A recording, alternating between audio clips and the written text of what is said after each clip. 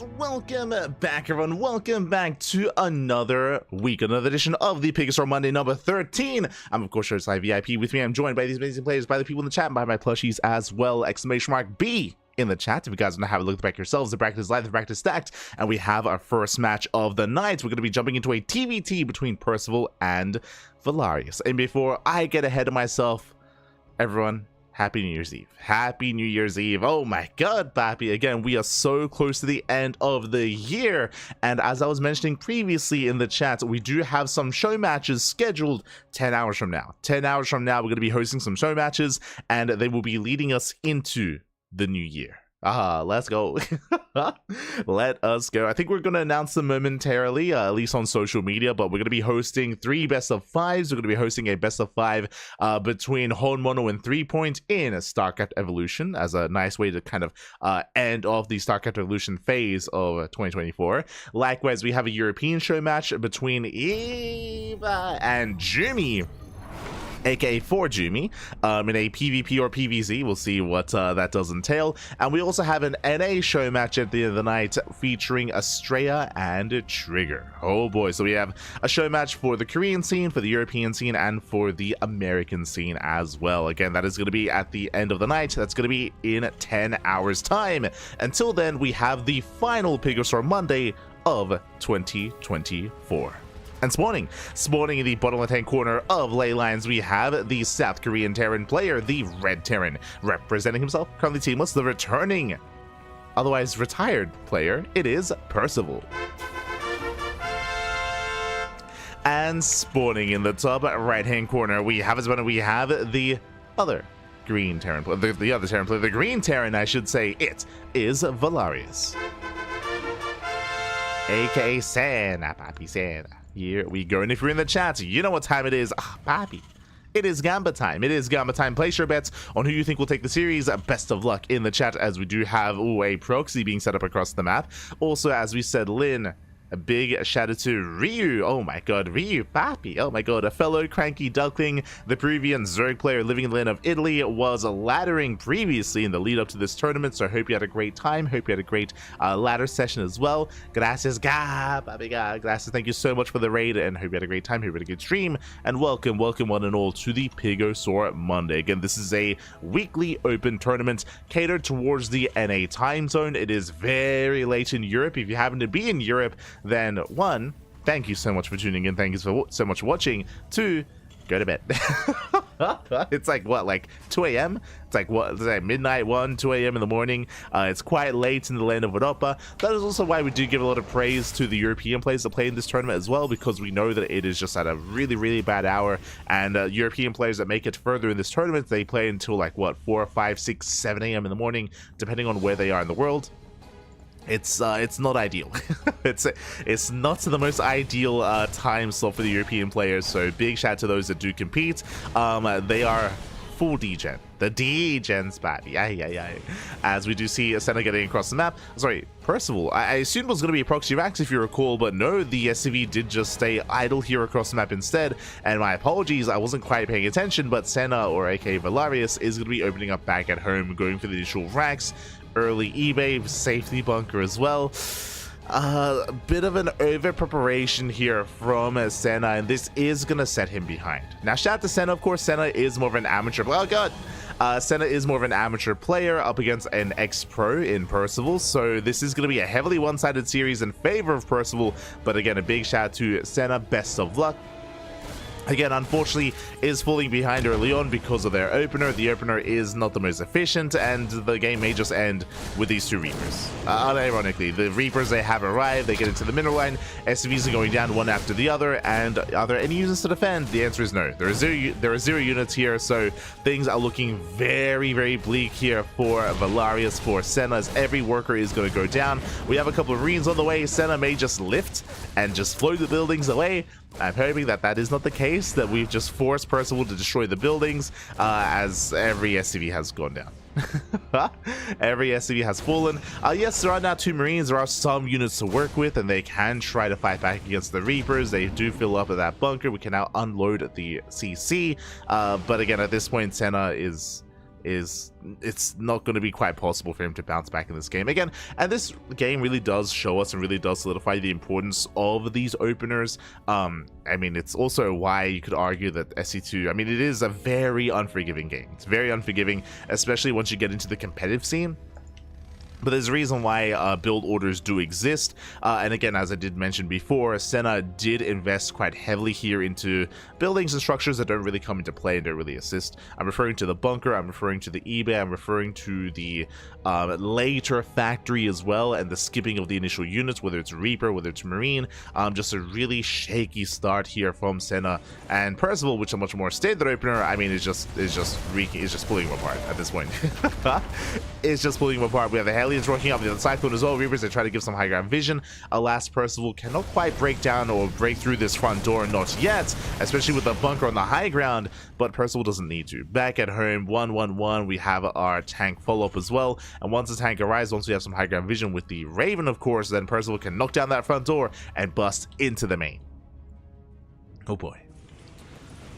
So Percival is looking to clear, or is looking to wrap things up. It does get into the mineral line once again. I mean, we have a handful of SCVs prioritizing gas saturation or minerals, which means, unfortunately, Senna can't quite produce anything.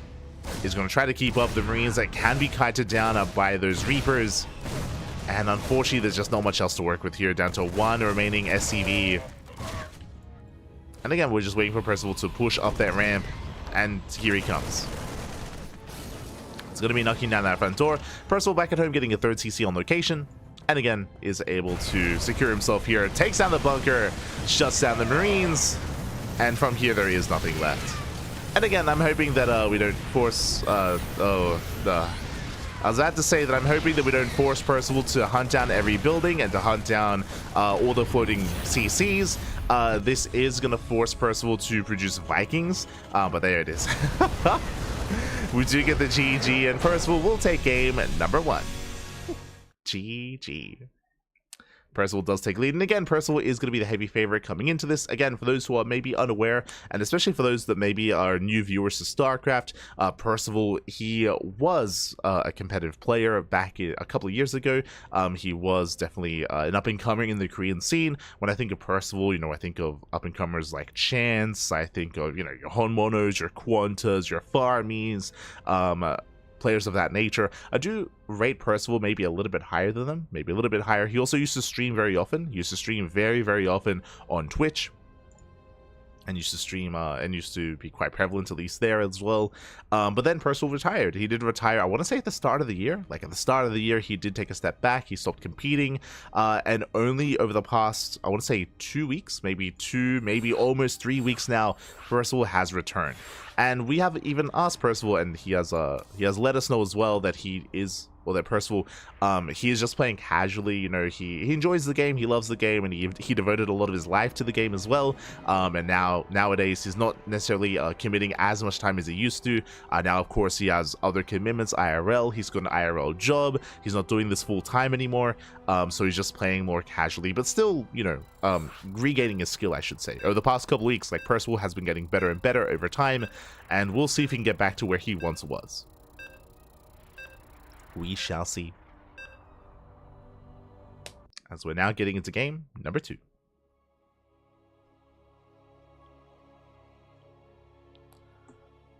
Getting into game 2.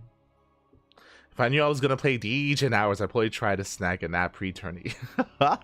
I mean, these are Deejans, papi. You say nap pre-tournament, they wake up at like, what, like 4 or 5 p.m.? So it's good for them. You know, they're this is like middle of the day for those in Europe, I guess, for the competitors in Europe, I would say. They typically wake up a little bit later. I think it's known that Clem and MaxPax, they usually wake up unironically at around like 2 p.m., 3 p.m. sort of thing. At around that time zone, or that time slot. But regardless, we're getting into game number 2, and spawning in the top right hand corner of Ultra Love, we have our South Korean Terran player. We have the Red Terran leading the series 1-0, and again is the favorite player to make it through into the next round. It is Percival.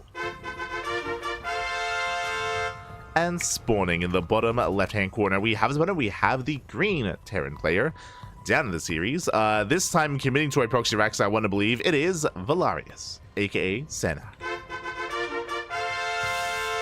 And we have potential here. There we go. The Raxes are being thrown down. Unfortunately, these Raxes are late. They're a little bit late here as Senna does pull 3 SCVs across the map. Meanwhile, Percival going for his own proxy 2 Rax. Much more efficient here. And I'll be honest, I think Percival straight up wins. The problem here is that Percival his Rax was thrown down immediately. I don't know if you noticed, but Senna waited until he had 300 minerals or over 300 minerals before starting the first Rax. So this Rax is heavily delayed. And it may not sound like a lot of time, but it's like, what, a good like 10 plus seconds late. This means that Reapers can bust into the main and there is nothing at home to defend. There is nothing back at home. Also, I don't know if you noticed, no gases, which means there should be proxy Marine. The gases are very late here, so it shouldn't be Reaper, should be Marine instead. They're a lot slower. They're a lot slower to move out across the map, a lot slower to actually engage here in the main. So we should end up in a pseudo base trade. Oh, as he's floating in? He's floating in, and on the one hand this is cool, but on the other hand, again, delays the production. This delays the production, this delays the units. Meanwhile, the first Reaper is about to pop out as he does sneak into the main base. And again, there is nothing at home to defend. So, once again, I'm not too fond of the eBay. I feel like I'm casting Yaku from like 2017, not gonna lie. Yaku used to do this as well, back when he was gold / platinum. Yaku would often open up early eBay in a lot of matchups. So here we go. We do have our Reapers hitting the main. All the SVs are going to go down. Marine production has begun, but we do see a bunker on the way here for Percival. He has recognized how much danger he's in, and he should be rallying back home. Again, for Percival, it's all going to be all about buying time for his army to race back. SCVs do go down. And here come the... No, they're stuck! No, are they? I think they can squeeze out. I think this one on the right-hand side is stuck, though. Actually, it's close. I hope they're not. I hope they're not trapped. And I hope that they're able to all make it out. Okay, we're good. I was real concerned for a moment. But here we go. Marines, they have arrived. They make their way into the main. Boys are being pulled. Reapers are racing back home. A lot of SCVs are going down. The bunker is done, but we need to fill up the bunker. This bunker takes a lot of hits, so we should get a repair off. There we go. The bunker is saved.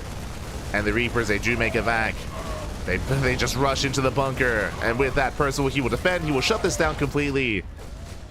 And across the map, there's no economy. There is no economy. And yeah, that's just all we had left. 5 SCVs remaining here for Senna. Percival, he's happily mining on a full 1-base economy. We'll force the lift of these Raxes, and now it's going to be on Percival to get across the map, to wreak havoc, to clean up all these SCVs.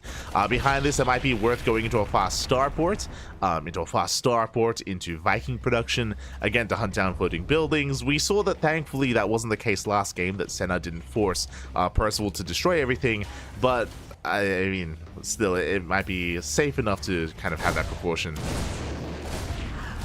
As Reapers, they get across the map. They hunt out every SCV. And from here, they should be able to clean up all the buildings as well. And yeah, from here, thankfully, Percival is getting the starport. And there we go. We have the... Well done. GG. We have the well done. We have the GG. As the eBay is going to be burning down. We went full Yaku. And Percival will take the series 2-0. We'll advance on into the next round. GG. GG. GG, well played. And again, a shout out to Valarius, aka Senna, for of course competing here tonight. Again, as a reminder, this event is open to all. Doesn't matter if you're bronze, doesn't matter if you're silver, diamond, gold, platinum, masters, doesn't matter what league you are, where you are from. These tournaments are open to all players, so you can take part, and you can even play against some of your favorite players. I always remember back in the day, like back in 2016, 2017, back when I was diamond, I used to play against like Innovation, like every single week. I'd play against Innovation, play against Ryung, specifically in the Lima League. I'd play in the Lima League just for fun, you know. It wouldn't be just be myself, it'd be Yaku, it'd be Kuro. A lot of the Wikipedia admins would play as well. just as a fun event to play against some of your favorite players out there. And yeah, it was always a lot of fun. Always a lot of fun. Likewise, you can do so here as well with events like the PiGosaur Monday, like our open tournaments, the Wardy TV Mondays, and the previous ESL Open Cups as well. Open to all. Open to all. So big shout out here to Senna. Big shout out to Valarius, as is going to be knocked out of the tournament. And now we can have a look at the bracket and figure out where we're headed and where we are going next.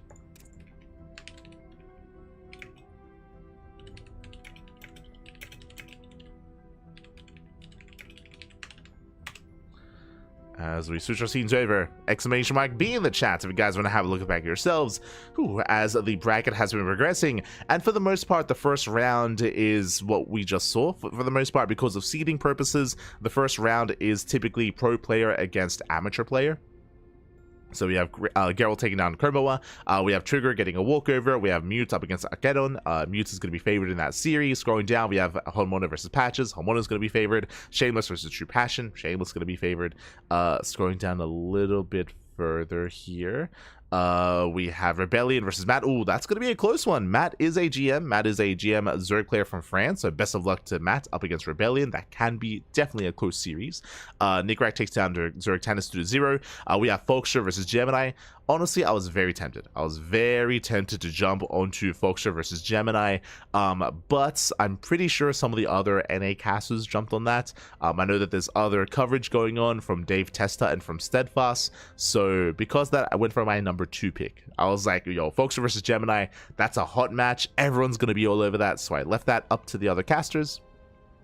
Is going to be a TVP, and I do think that's going to be a very fun NA showdown here in the first round, so best of luck. And at the very bottom, it's kind of cut off, but there was Percival versus Valarius. So Percival gets a 2-0, and Percival will advance on to face off against Astrea in the next round. Let's go. And that is why we jumped on this match. That's why we jumped on this series. Up next, Percival versus Astrea. Astrea should be the favorite player coming into this, but I also didn't get to mention this. I was talking about how, you know, Percival, he had retired and he had recently come back to the game and he was kind of regaining his skill. What I should emphasize as well is that that was the first time that I've casted Percival since he has returned. It's been unfortunate, but I just keep missing him. Like, I've seen him in these brackets in Elite League and PiGosaur Monday and KSL. I see him on these brackets, but I always barely do miss him, and I don't quite, haven't been quite able to watch him and see his matches. So personally, I don't really know kind of the skill level of Percival currently, and I don't know how he compares to someone like Astrea. I still will say that Astrea is favored, but in my mind, can Percival make a series out of this? I want to say it's possible. I want to be here for it. I want to be here for Percival in his return here to the competitive scene, and we'll see how he compares to Astrea. Let's go. Let us go as the vetoes are done, and we're jumping into game number 1. Jumping into that first game. And spawning in the top right-hand corner of Ultra Love, we have the American Protoss player, the Blue Protoss. It is Astrea. And spawning in the bottom left-hand corner, we have the South Korean Terran player, the Red Terran. It is Percival. And if you're in the chat, you know what time it is. You know what time it is, baby, as the Gamba is open. It's Gamba time. Predictions are open. Place your bets on who you think will take the series.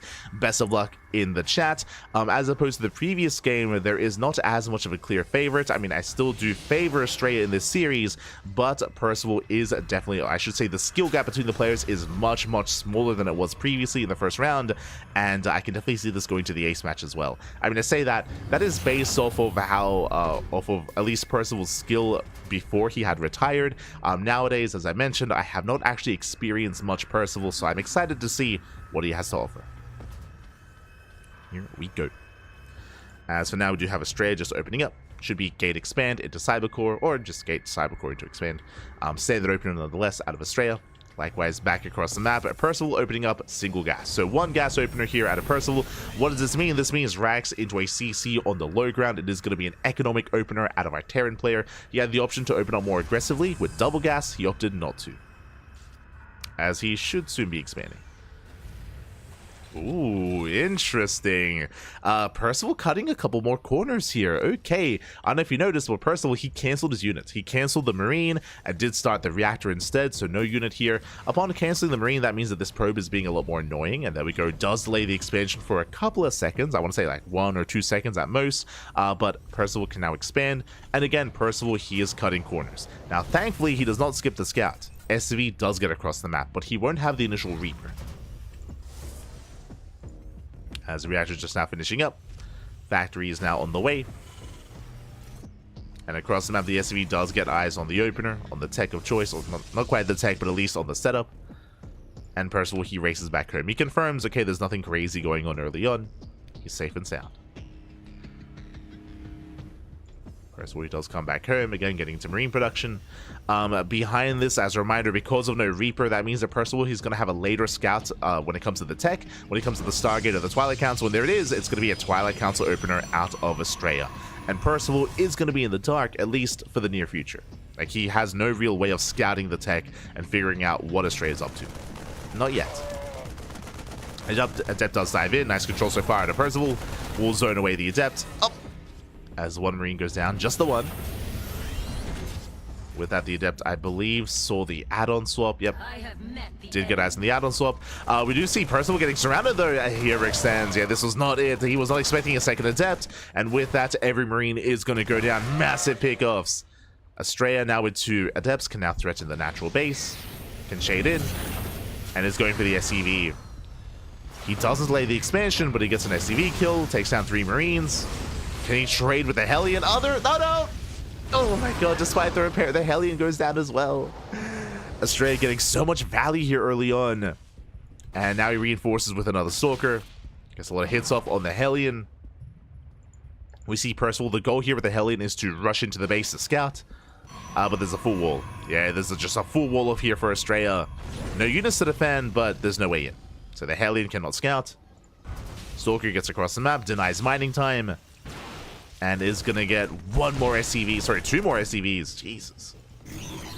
2 more SCVs go down. From here, Percival, he's trying to stabilize. He's getting into a 1-1-1. This is a very common or very popular build here amongst the Korean Terran, so it makes sense that Percival would do this as well, going tank Banshee. Now, even though Percival has had a really rocky start to the beginning of the game, and that is true, this is a rocky start for Percival, but going into Banshees is going to give him a way to bounce back here. If Astrea doesn't scout, if Astrea delays his robo, which he isn't, the robo is on the way, detection as well, but if Astrea is out of position, then these Banshees can wreak havoc, and the Banshees, they can do so much damage across the map, and they can allow Percival to recover. But there's a lot riding on these Banshees, is what I should say. There's a lot of pressure here on Percival to get damage done. So there is a way into this. Behind this, Astrea just expanding, I believe 2 gate? No, 3. Okay, so 3 gate blink here from Astrea, very safe opener into a 3rd. Pushes in towards the natural. Ooh. We'll get 2 SCVs. I believe 2 SCVs for 1 Stalker.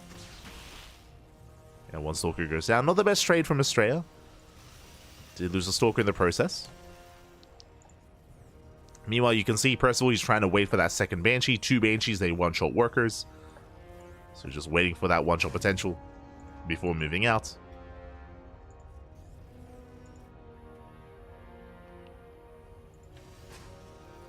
As it's going to be on Astrea to contain. I say contain, he can't even blink into the main. Again, he hasn't seen anything in the main base yet. Cloak does complete. And does he spot the Banshee as it pops out? There's going to be 2 tanks here in the main. There's the add-on swap Banshees, they do get away. Astrea, he rotates towards the natural. No bunker. Uh-oh. He wants a tank. He wants it. He's going to get it as well. 2 volleys. They take down the tank. Nice juggling so far. Doesn't lose a Stalker. Takes down the tank. Gets behind the mineral line. Once again, good control. Oh, 1 Stalker goes down. 2 Stalkers even. But this is worth it for Astrea. Gets 5 SCVs. Takes down the tank. Keys first will busy. Second tank does arrive. And again, Percival, he did cut corners, not throwing down the bunker. Meanwhile, across the map, here come the Banshees. But they're on A move. They're on A move. They attack the building itself. They get 2 probes so far. And there's the recall. Again, every second counts. Astrea, he does race back. Getting in position. Banshees, yeah, they're going to be cleaned up. They get 5 probe kills, which is okay damage, but we needed more. Percival did need more damage here. He's still behind in the worker count, still behind in the economy. Gonna be forced back. I mean, Percival, he did a great job when it came to hiding the builds, but unfortunately the execution of the Banshee Harass was a little bit lackluster. And with that, Astrea, he still maintains his lead. Once again, diving on the tank. We'll bring it down. Trading one Stalker. One Stalker for the tank. Juggling back.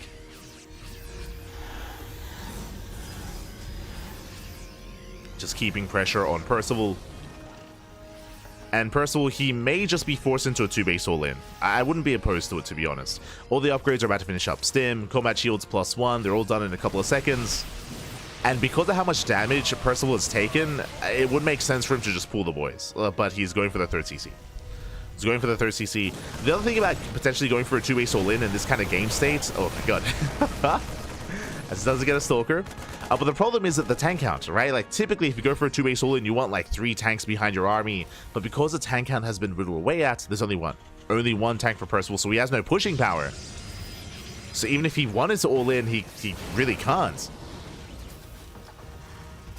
As with one tank, what can he accomplish? So he's forced to expand. He's trying to be active.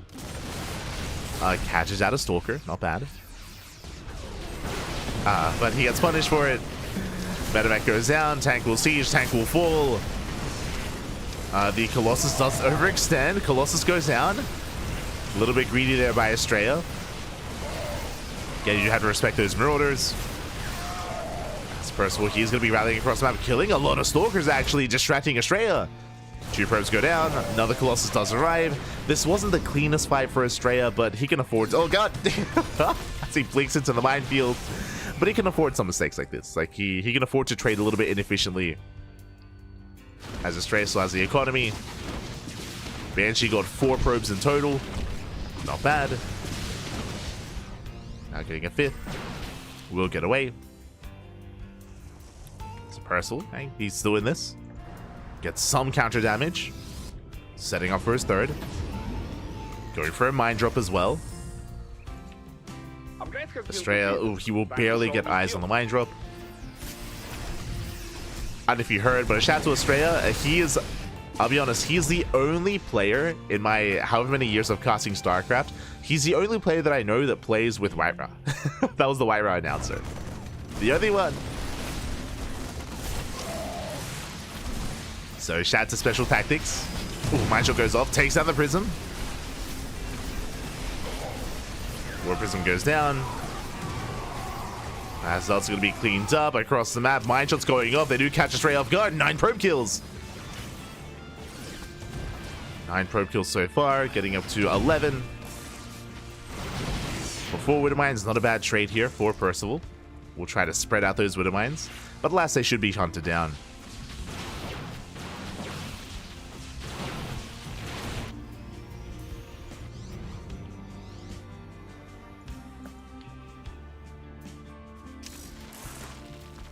Do have Percival moving out.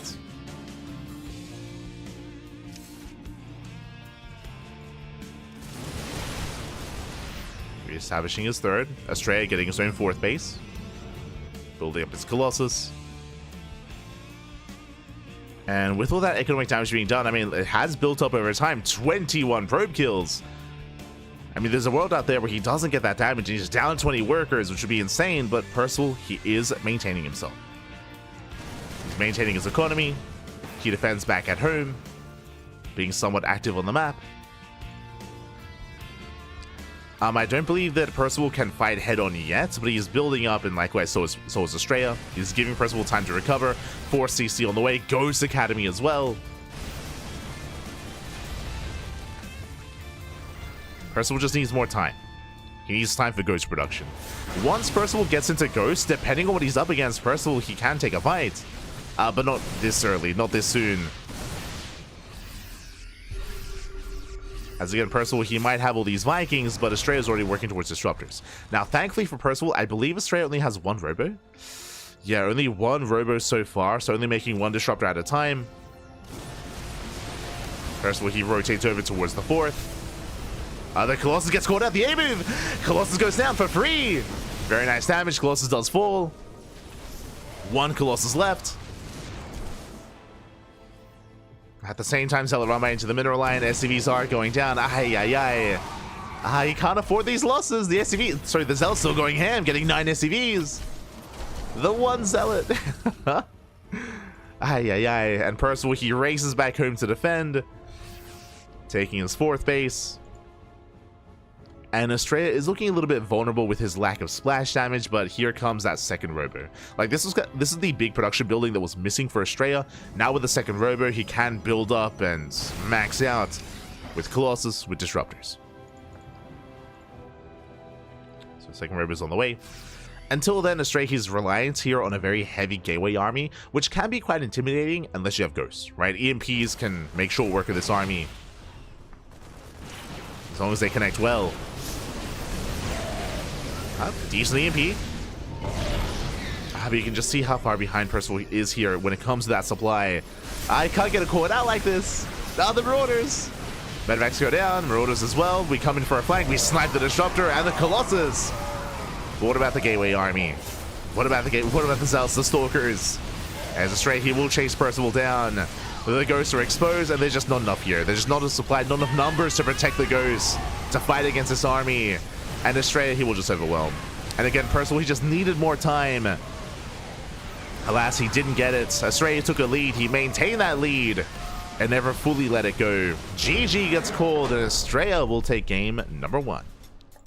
GG. Astrea does take a lead in the series. Again, Astrea just had a really strong early game, and Percival, he never quite recovered, to be honest. He never recovered from the other game. He was always perpetually one step behind, at least one step behind. And he did a good job when it came to bouncing back. There were some really good moments when it came to the second Banshee harass, when it came to the Widowmine drops, when it came to catching out some key units like the Colossus. There were definitely some really nice moments for Percival, but in between those good moments, we still had Zealot Rumbais getting SCVs. We had Astrea sniping Medivacs. Like, Astrea, he had the freedom to, I should say, he could afford and he had the freedom to take some earlier losses and still maintain the lead nonetheless. GG. GG, well played. And again, Astrea, it wasn't like he was resting on his laurels either. Was always going for Rumbais as well. And with that, that takes us into game number 2. And we'll see if Percival can bounce back. We'll see if Percival can have a cleaner and more comfortable early game as well to be able to embrace the mid game, especially after what we just saw. I want to believe that once Percival can get his economy up and running, once he can get up to 3-4 bases, like, hey, he can take it here to Astrea, but getting there is going to be the issue. We'll see if he can. Here we go. Always love watching Astrea. Yeah, Astrea, he's always a lot of fun. Always a lot of fun. He's an amazing player in his own right as well. So getting ready for our next match. Meanwhile, it looks like we do have some updates here in the brackets. We do see Rebellion taking down Matt 2-0. Folkster takes down Gemini 2-0.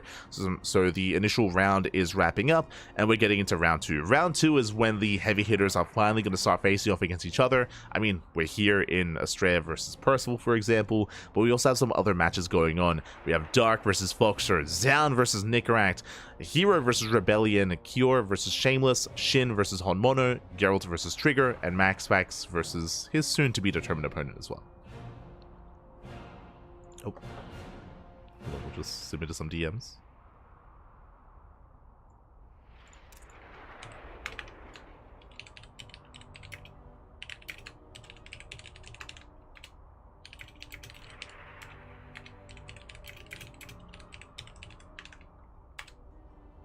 Okay, all good. Yeah, with that, GG well played. Oh, we just got an update, by the way. Mute did take down Akidon 2-1, and now he's up against MaxPax. So the entirety of the first round has concluded. Now we have round 2 underway. Typically, when we start in a section of the bracket, we do continue in that section of the bracket. So if you want to tune into some of these other players on the other side, then you can check out some of the other streams. We're going to be focusing on Percival versus Astrea, and that's going to lead us into the winner of Dark versus Foxer, and that's going to lead us into the lower semifinal. So we're sticking here to the lower half of the bracket. Again, if you want to tune into some early rounds of Shin, of Cure, Shameless, Trigger, MaxPax, then hopefully that's being covered by some of the other casters. They have you there. They got you there.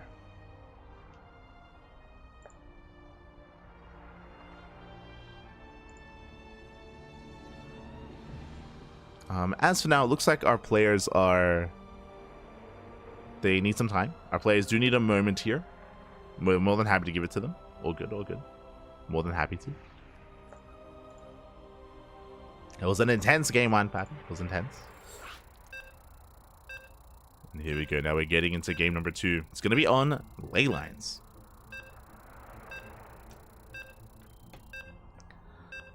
Have that second game. Ley lines, of course, is a relatively defendable map. It's smaller, though. It is a smaller map in the map pool. I say that. Relatively similar rushes since compared to Ultra Love, which is what we got into in game 1. But now we're getting into game 2, and spawning in the bottom left-hand corner of ley lines, we have the South Korean Protoss player, the Blue Protoss, down in the series. We'll see if he can bounce back. Again, he is the returning retiree, if you will, the veteran. It is Percival. And spawning in the top right-hand corner, we have the American Protoss player. We have the Red Protoss himself. It is Astrea, leading the series 1-0. And we'll see what he can get done early on. As a reminder, he was able to pick off a lot of SCVs, he was able to delay mining time, and more importantly, pick off and reset the tank count time and time again, just getting so much value early on, and that did kind of strip away a lot of any aggressive potential that Percival would have had in the early game. He had to rely a lot on his harassment instead, which was relatively successful. I'm referring to the Banshee harass and to the Widowmine drops. They did well for themselves in the end.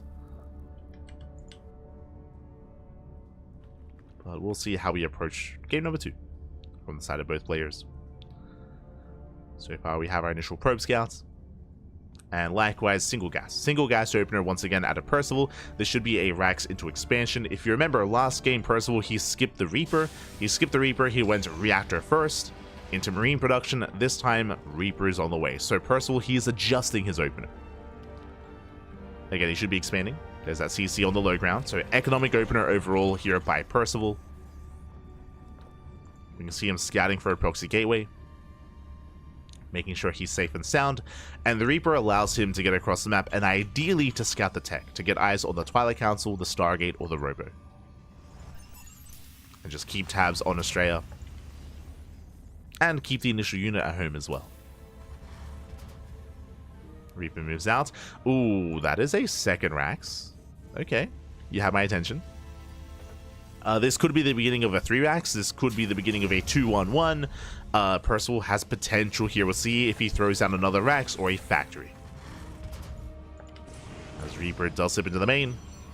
Twilight Council has been placed. Reaper pokes in, is zoned away by the Stalker. So Astrea doesn't lose any workers. He does keep his tech hidden. We can see Percival rotating around. Oh, once again though, zoned away. And back at home we have confirmation. Yep, we have a third Rax. This is very old school. It's been a while since I say old school. It's been a couple of months since I've seen a 3 Rax, I think, in this matchup. So it's good to see it once again. Now the purpose of this opener, the purpose of this build from Percival is a very strong stim timing. The goal here is to build up Marines, build up Marauders, and hit with stim before Medivacs, as the factory and the starport are delayed. They're delayed in favor of these extra Raxes, in favor of the extra Marines and Marauders. I emphasize Marauders, so the way this works, depending on what you scout, if you're up against a Stargate, if you're up against a Stargate opener, then you need more Marines, you need more anti-air, you can get away with a heavy Marine army. If you're up against a Twilight Council, then you need more Marauders, as a Gateway army can actually kite very nicely against Marines, so you need those Marauders to hunt down those Stalkers. As we do go for the dive, and Percival, he does not get eyes on the tech. The goal there, I mean, the Reaper was going to die one way or another. Percival, he wanted to try to get a read on what's going on. Here comes Hallucination across the map. Astrea, he's expanding. How many gateways? He's on 2. very greedy 2-gate blink into a third. Very greedy build here by Astrea. We'll see if Percival can punish that greed. For now, though, he's still trying to figure out what's going on, and Astrea, he will soon confirm the build of choice. Hallucination dives in, gets eyes on 1, 2 Raxes, and the 3rd Rax as well. So he confirms 3 Rax. He does get eyes on all the researching upgrades. Stim and combat, Stim and combat shields. The hallucination, there's a salvage. The hallucination does confirm that this should be a Twilight Council opener. Otherwise, you'd just be scouting and harassing with oracles or phoenixes. And again, we need more Marauders. Marauder production has begun. Marines moving out. Remember, they have no stim. These are vanilla Marines. Up! Up! Does he get one? Barely does not get a Stalker. And this is exactly what you need to do in this situation with the side of Protoss. Is Astrea, his goal here is to chip away at this army as efficiently as possible and just slow it down before it gets across the map. You see Astrea trying to catch reinforcements. He's picked off how many? 4 Marines so far. He hasn't lost a single Stalker. So very nice control out of Astrea. You can see he's just bullying this army. He's going for the Marauder. Oh, no. Again, so far making good use of the tall grass, of the shrubbery. Does keep the Marauder alive. Very nice control. Oh, he stims in. And already this is great damage because Astrea, he just forced a stim. Will lose a Stalker, though. He did fly too close to the sun, so a bit of a mistake there from Astrea. But regardless, 1 Stalker for all this value. I mean, it's worth it. Looks like a 2nd Stalker is going to go down. Ah, there's another stim. And Astrea should not escape. Comes in from behind, forces another stim. Ay, ay, ay. The blinks. The blinks are there. Astrea, he gets the hell out of there. He pulls away. And Percival, he's reinforcing with more Marauders. But again, this move out is designed to hit the 3rd, but he's been forced to fight out here in the open in the middle of the map. He's been forced to stim multiple times. His Marines have gone down one after the other. And now Astrea, he's bought enough time. Now here comes the Immortal. He should have a shield battery. Yeah, there we go. We have a shield battery here at the 3rd base. We have a sentry for force fields. At this point, it has taken too long for Percival to get across the map. And what's important, as time goes on, Astrea, he has a fully saturated 3rd base. The 3rd base is getting fully saturated, now getting into Colossus production, now getting into more upgrades as well. Astrea, he survives. He is able to keep up. Behind this, Percival now expanding.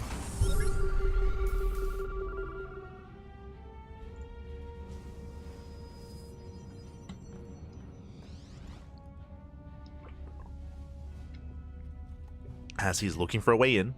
Oh! Trying to rotate over, bleeding out more Marines. And behind this, he will soon have support of Medivacs. Medivacs are on the way. Remember, the starport and the factory were delayed. But now they're coming. That Percival does go towards the 3rd. Sorry, the 4th even. Once CM bleeds out Marines. What I will say, has Percival lost any Marauders? 1. He's lost 1 Marauder so far. 15 Marines. Aye, aye, aye. But at least his Marauder count is building up over time. Building up a hefty Marauder army. Here we go. Medivacs have finally arrived. They've got a lot of work to do. As the army is very battered and very bruised. Force CC on the way. Percival going for a fast 4th. Again, he's trying to get into that mid game. Astrea now with 2 soon to be 3 Colossus. He's perfectly fine. As long as he's in position, Astrea, he can take a fight. But so far, Astrea, he does not spot the army rotation. Percival dipping in between the bases, going for the natural, going for the gateway. Gateway goes down. But Percival knows he cannot push in. So he has to play it safe. Picks up a building, backs up. Percival rotates towards the left-hand side. Splitting up his army gets spotted. Astrea getting in position, he reinforces. So far, good responses by Astrea. Percival, he's looking for the observer. It's like, where are you?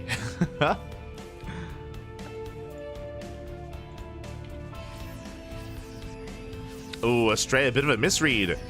He doesn't see the army rotating towards the right-hand side. Yeah, Astrea, he's in the dark. He's racing back over. He's out of position. needs a little bit more time. Looks like Astrea, he will get here in time. Does get here between the bases.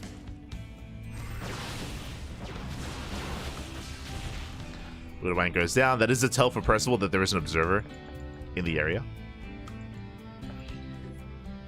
Second Robo into Disruptor production. Oh, the Temple Archives as well, working towards Archons and Storm.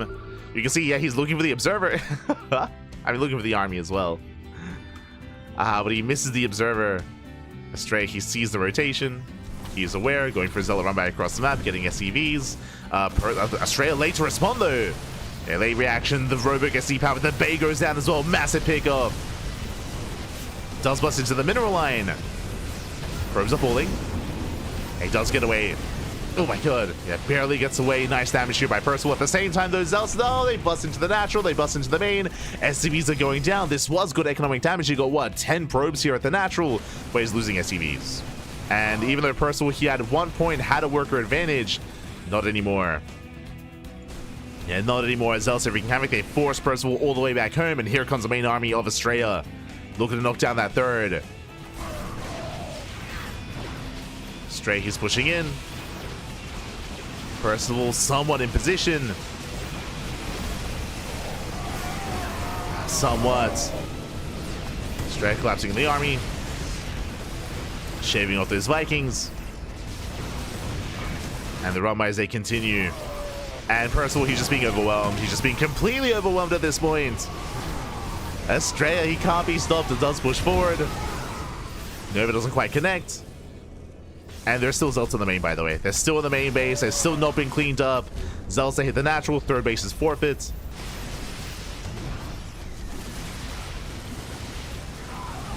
Percival, he was just pulled apart. Again, the opener of Percival was lackluster. When you go for a 3-racks like that, you do need to get some damage done. Alas, he wasn't able to.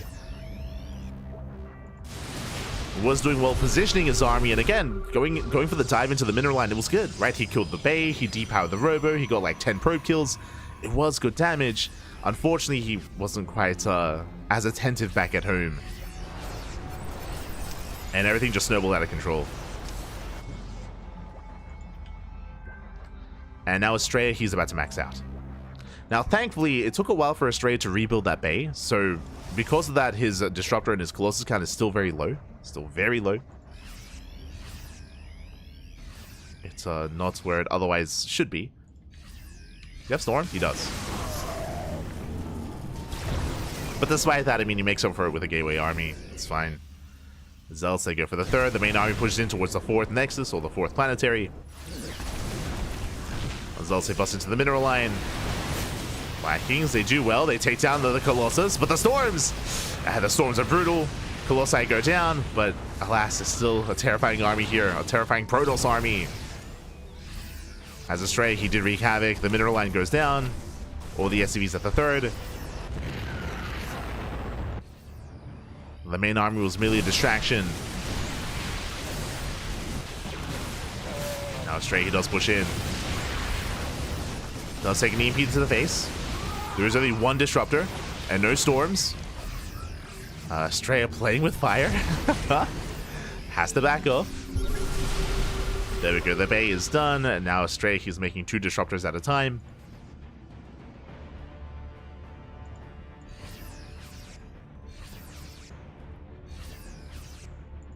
Getting ready for another Zealot run by. Oh, nice EMP.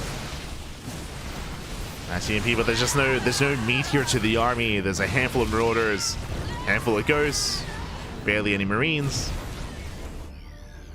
Again, due to all the economic damage, I mean, we just can't really afford much of an army. Percival, he's barely holding on.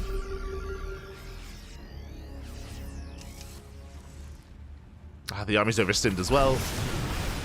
And we go for the dive. Massive Storm on the bio. Oh my god, the Storm is brutal. And from here, Astrea, he can just roll over the army.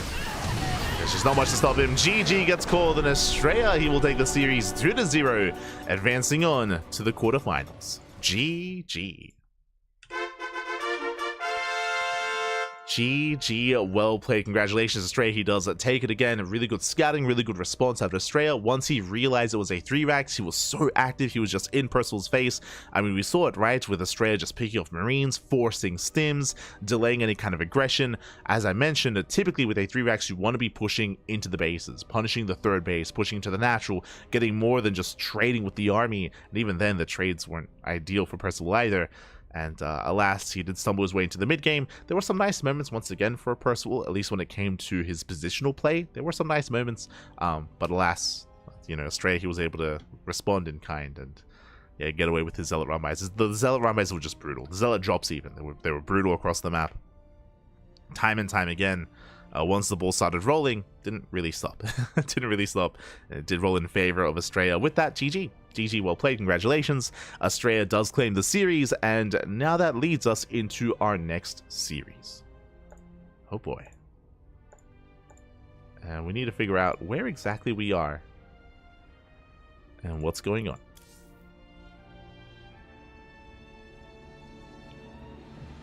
Ooh, as I may have just missed the lobby. That is unfortunate, but we have some catching up to do regardless. It's all good. We have some catching up to do. Exclamation mark B in the chat if you guys want to have a look at the back yourselves. We'll go from the top. We have some time. Go from the top here. Okay, we have we have our initial... hold on. There we go. We have initial PvP. We have MaxPax versus Mute in the round 16. Currently still ongoing. This series did begin later than the others, so they're still, you know, facing off in that best of 3. MaxPax could be favored. Best of luck to Mute. He is the Peruvian Protoss player. Meanwhile, we just got another update. Trigger takes down Geralt 2-0. Trigger, he has been a beast in PvP. If you've been watching the channel over the past couple of weeks, you would know that Trigger consistently has been taking down players of the caliber of Classic, of herO, of Creator as well. In PvP, Trigger has been looking insane, and I might go as far as to say that it's currently his best matchup.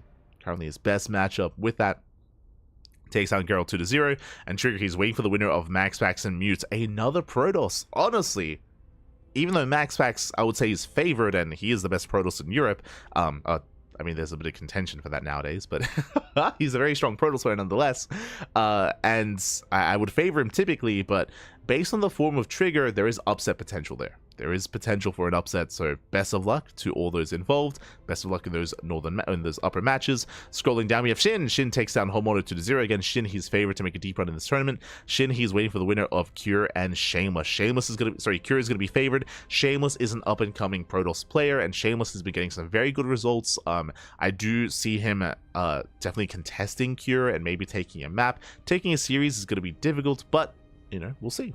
Best of luck to Shameless. Best of luck to Shameless.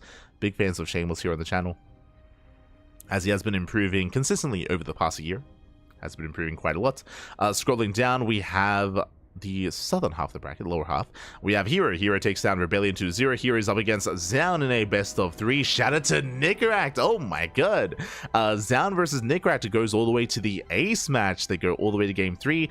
I mean, again, Nicaract, I would go as far as to say that his best matchup is TVP. We have seen him force herO to the ace match as well and take down some big Protoss names. I want to say he went to the ace match against Creator. So again, Nicaract, he's very aggressive. He's very aggressive in this matchup. We see a lot of all-ins. I'll be honest. We see a lot of all-ins in his TVP, and for him to take a map off of Zaun is very impressive. So impressive stuff there by Nicaract. He's one of those players that can cause upsets a little bit more consistently and snipe a favorite player here and there.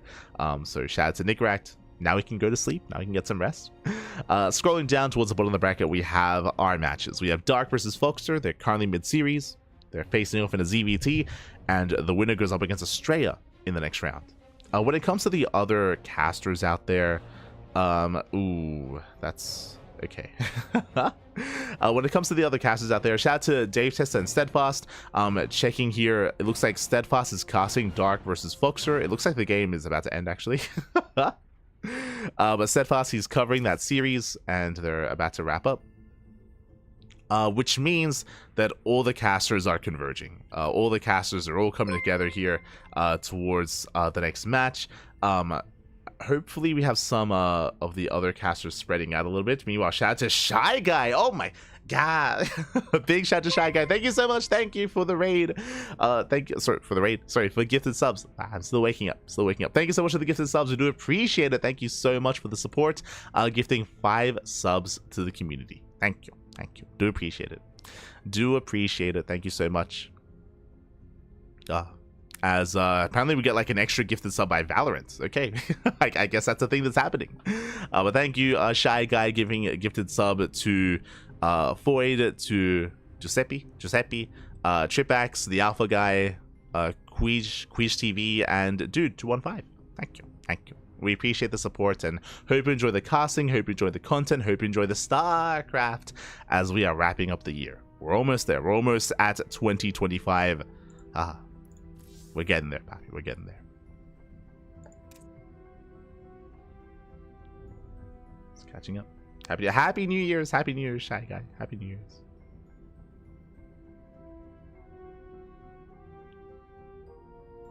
Here we go.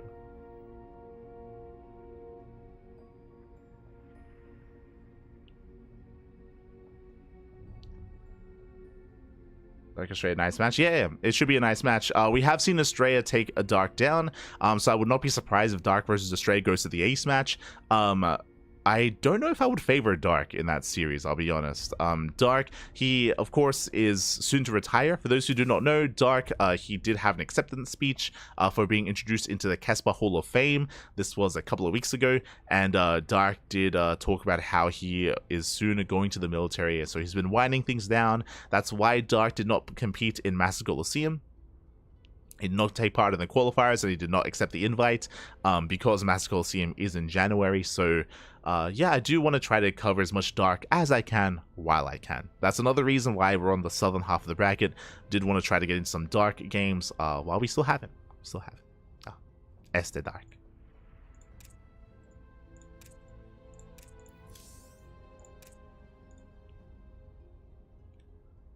So we're getting ready for our next match.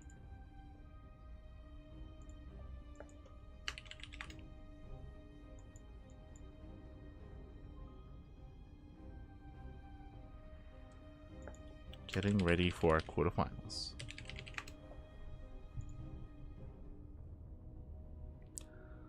Here we go. Otherwise, it looks like we might just go on a short break. Going to be going on a short break here, and when we return, we'll have our next series. And again, we should be covering Dark versus Astrea. That's going to lead us into the lower semis, into the grand finals thereafter. If our lower matches are a little bit faster, we might be able to jump into some of the upper matches as well, but it depends on how things line up. Will depend on how things line up. Looks like we do have a Protoss confirmed for the lower semis at least. We have herO versus Down. True, we also have Trigger versus MaxPax. Wait, do we have? Okay. I was like, do we have pure Protoss? Not yet, not yet. Not yet, Pappy. It's fine, it's fine. As Cure versus Shameless is still ongoing, they're lacking a little bit behind, but they're getting there. Alright, getting there. For now, though, we're going to be going on a short break, and when we come back, we will have our next series. See you guys in a couple of minutes. See you soon. See you soon.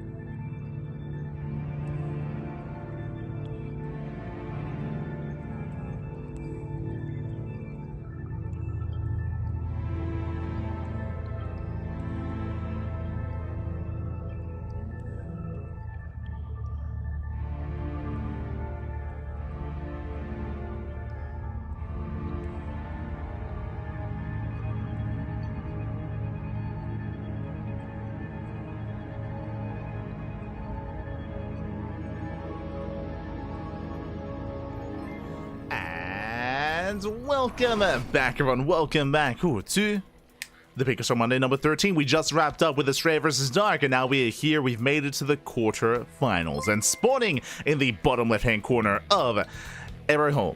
herO. We have the South Korean Zerg player, the Red Zerg, representing himself, currently teamless. It is Dark. And spawning in the top right-hand corner, we have his opponent. We have the American Protoss player, the Blue Protoss. It is Astrea. And if you're in the chat, you know what time it is. It is Gamba time. Predictions are open. Place your bets on who you think will claim the series. Best of luck in the chat. Again, I would typically, if we were casting like 3 months ago, I would say that Dark is favored. But nowadays, as Dark has been competing a little bit less, as Astrea has been improving that much more, I do think it's going to be a close one. I would love to see an ace match between these two players. We have seen Astrea take Dark down in recent times. Can he do it again? We'll see if he can do it again. As for the time being, we are going to be settling in. So far, I do our initial openers here, hatch first, and I should also emphasize the elephant in the room here. Welcome one and all to a bit of an older map in a way, but also a newer map as well. Welcome to herO. This is a new map in this map pool. For those that are curious, this is a new custom map pool for this tournament for the PiGosaur Mondays. The old maps have been removed. I'm referring to Abyssal Reef, I'm referring to King's Cove, and Neon Violet Square. There is a lot of controversy around those three maps as to why they were made, as to why they were introduced to the map pool, and this event has decided to get rid of them. Just straight up get rid of them and to introduce some different TLMC maps instead, to try to shed some light and give some respect and give some love to some of these maps, these finalists of TLMCs from years past that never made it to the map pool, like herO. This is a map that I've never casted on, so we'll see. We'll see how things turn out. This is a bit of a smaller map, shorter rush distance by ground. Oh, Jesus. Very short rush distance by ground is what I will say. This might even be the shortest rush distance in the entire map pool, by the way. More so than even Whispers of Gold. So I was not expecting that. It is quite a wide map, like especially like vertically, I should say. You can get a third base, a fourth base, relatively defendable as well. I do appreciate the rocks that have been placed, the high ground ramps as well, the choke points. So looks like a pretty defendable map on 4 bases, but again, rush distance by ground is something to consider. Because of that, we could even see Dark embrace something like a Queen Walk. We'll keep an eye on Dark. Dark is typically hyper aggressive in this matchup, very much so in the face of his Protoss opponent, so we'll keep an eye on Dark. Well, now we have our tech of choice. Going to be a Stargate opener by Astrea. Just gate, expand into Cybercore, into Stargate, Oracle first. From the side of Dark, hatch gas pull to a third. He's not doing anything too crazy. He's not cutting gases earlier on. He's not delaying his gas income. I should emphasize link speed is on the way. And then he pulls out. Does pull out of gas, being as efficient as possible. Astrea, he does confirm the timing of the third. He breaks in. Now, what's interesting about this map, on the one hand, very short rush distance by ground. On the other hand, this area in the middle is very narrow. And I can see a world where if you recognize your opponent's going for an all-in, you can actually fight ahead of time, not even just here at the choke point, but even a little bit further back at the ramp, and even further back, of course, at the natural base as well, where there's another ramp. There are these certain like areas that you can fall back to where you can defend, where you can slow down and even take a greater fight as the defender. So that is something to bear in mind. Meanwhile, early Twilight Council. Ooh, early Twilight Council as the third base is being thrown down, so early tech. This does look like Blink Stalkers. If this was any other player, I would assume Glaive Adepts, but we have seen a rise in popularity of early Blink. And what this does, if it is Blink, by the way, that it is lined up in such a way where Blink finishes by the time the all-in arrives.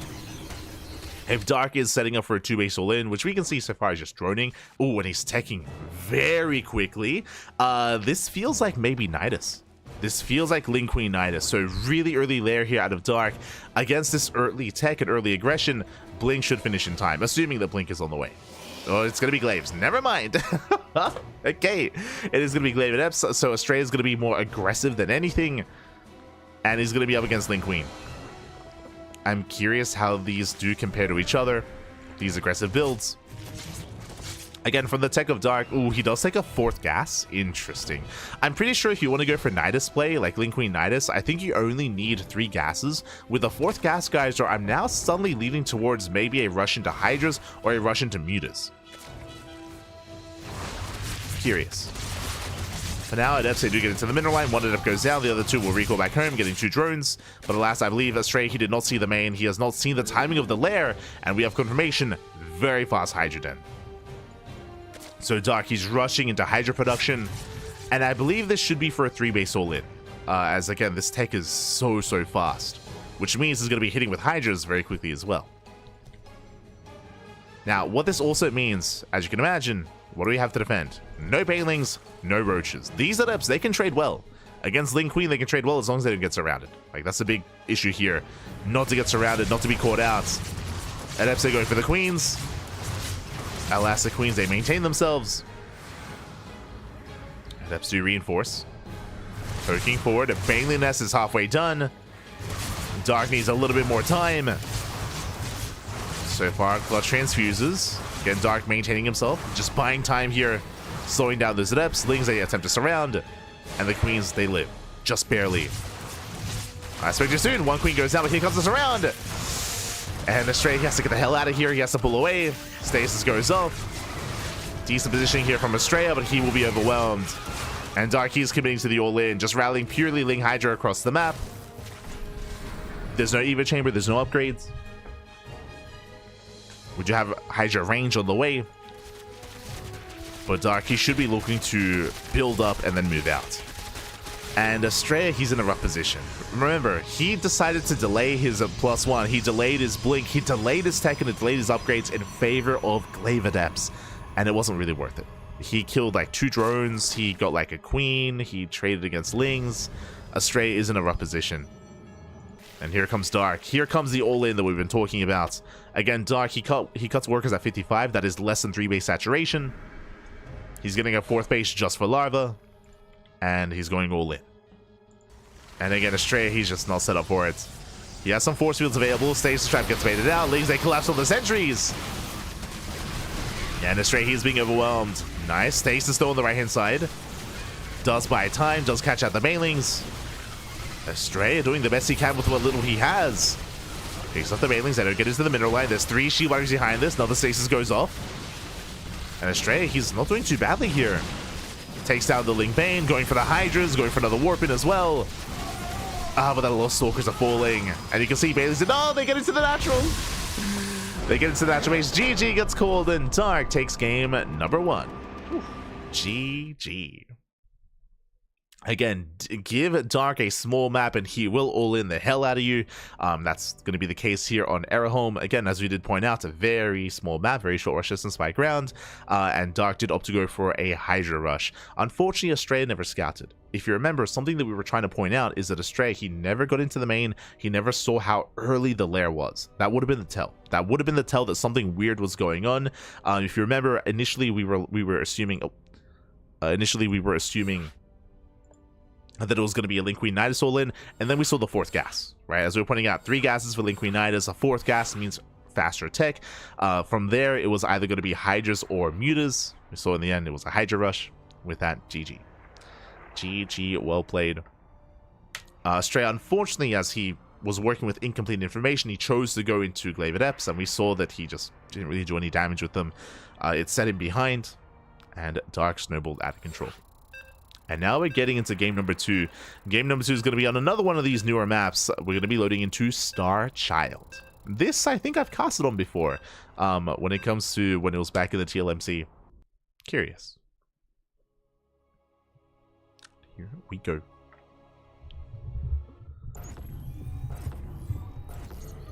I mean, the color palette is similar to other maps, so I might just be confusing it with another.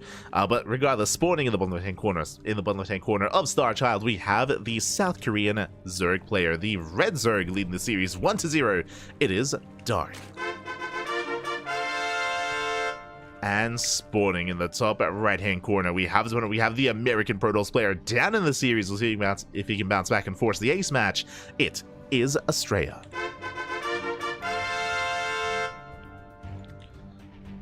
We go, and I need to take a moment here to have a look at the map itself. As opposed to the previous map, this is a longer rush distance by ground. Bear that in mind. So if Dark were to go for an all-in, it would be less effective on Star Child.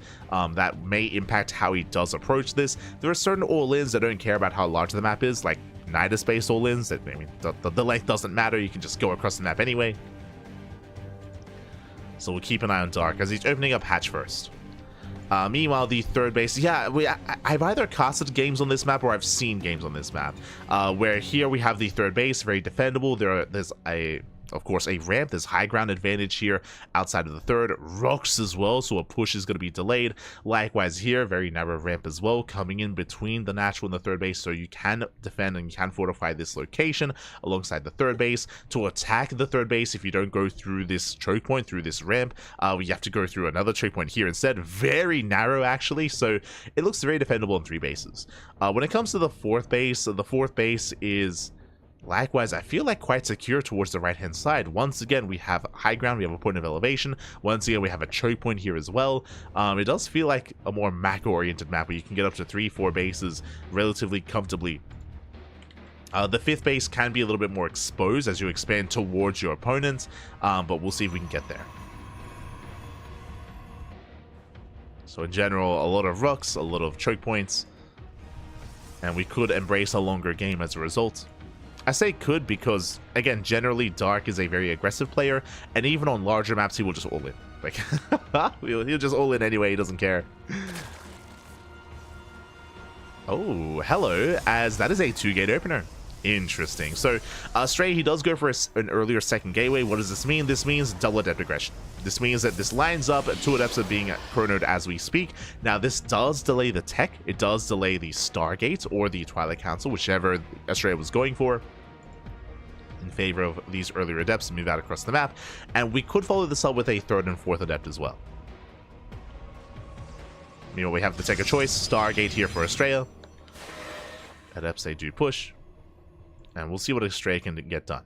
Now, Dark, he already scouted. The Overlord does confirm the opener, so he knows that he has to respect these adepts early on. And you can see Dark, he's forced to make extra lings. If Dark skipped these lings, then he could be punished, and Astrea could just get drone kills and snowball out of control. But again, Dark, he saw what was coming. He respects it. Lings are amassing.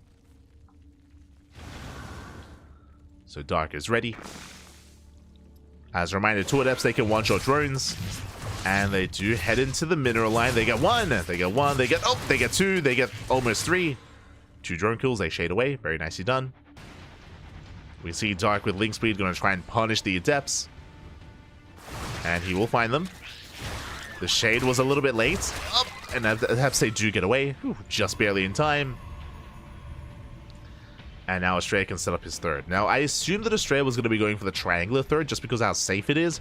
But no, he takes the base on the right-hand side instead. I mean, still, there is also a choke point. Still, I mean, it's still relatively well defended and well fortified.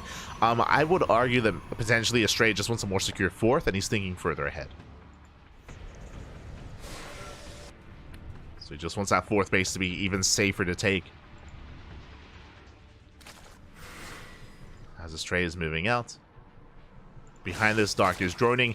At this point in the last game, the lair was already on the way. The lair was already in production, so this time Dark is making more queens. He's droning. Dark is macroing. He's macroing up. Meanwhile, 4:30 lair timing. Still an early lair out of Dark. It is later than last game. That is true. It is later than previously, but still early nonetheless. So we could see Dark once again rush into lair tech, referring to either Spire play for mutas or Hydras. As I say, poke in. There you go for the queens. The first queen is going to go down. No transfuse. Second queen goes down. And the final queen as well. Nice control here by Astrea. The Oracle does get away, and the clutch transfuse. The second Oracle will escape as well. The queen is saved, and Dark defends.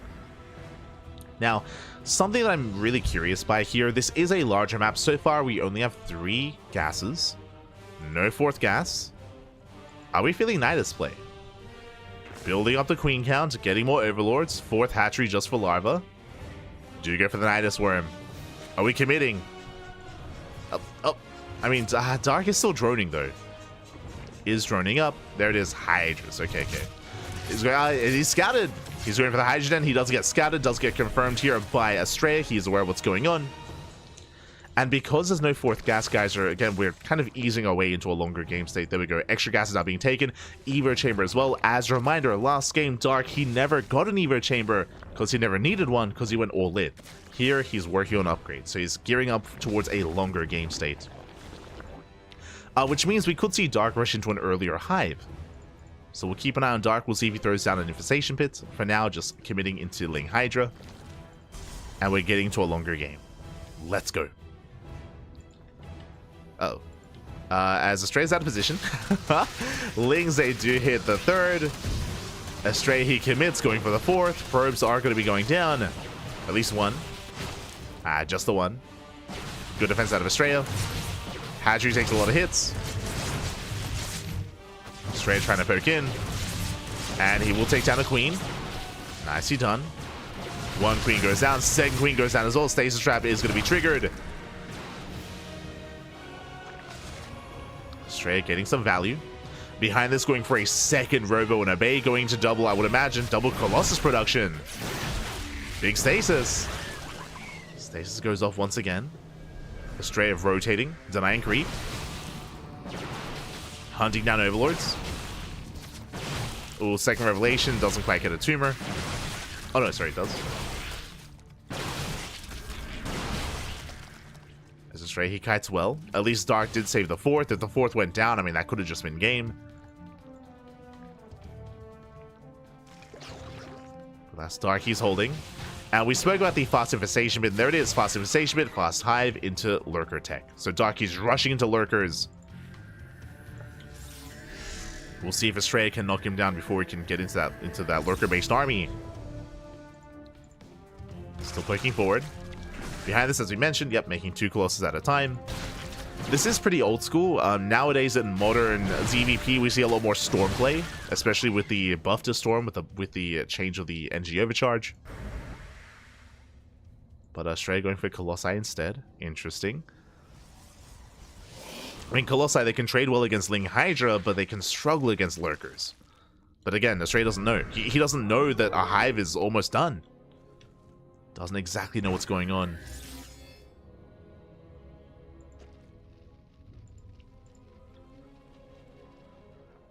There we go. Templar Archives on the way. Should be for Archon production and for Storms. Lurkers are being morphed in. Nice stasis. Very nice positioning here by Astrea, trading well against the Lings, but that is 7 lurkers in production. And Astrea, it looks like he about to confirm he does. He does spot them.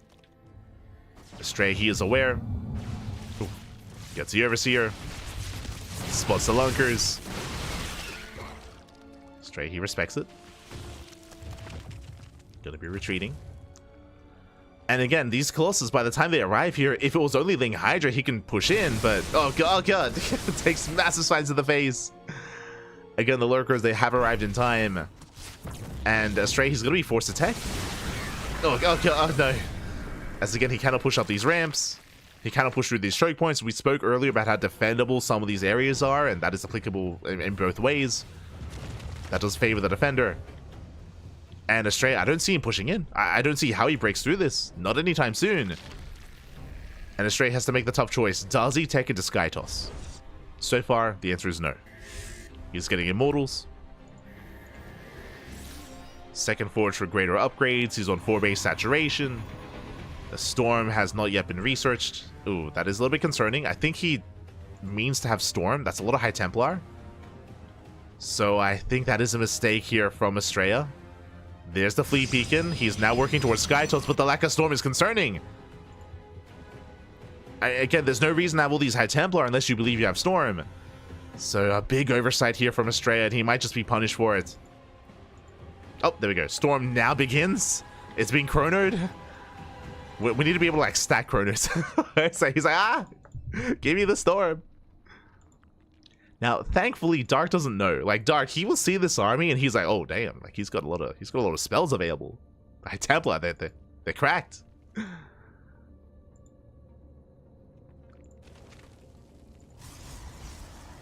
So Dark shouldn't really dive on this army. He should respect it.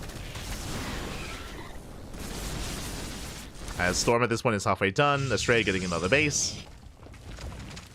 You just fake it till you make it. Just act like you have Storm. That's what you have to do. Just you're fine. You're fine. Otherwise, Dark could probably surround this, to be honest. He could probably just collapse on these armies if he would have known.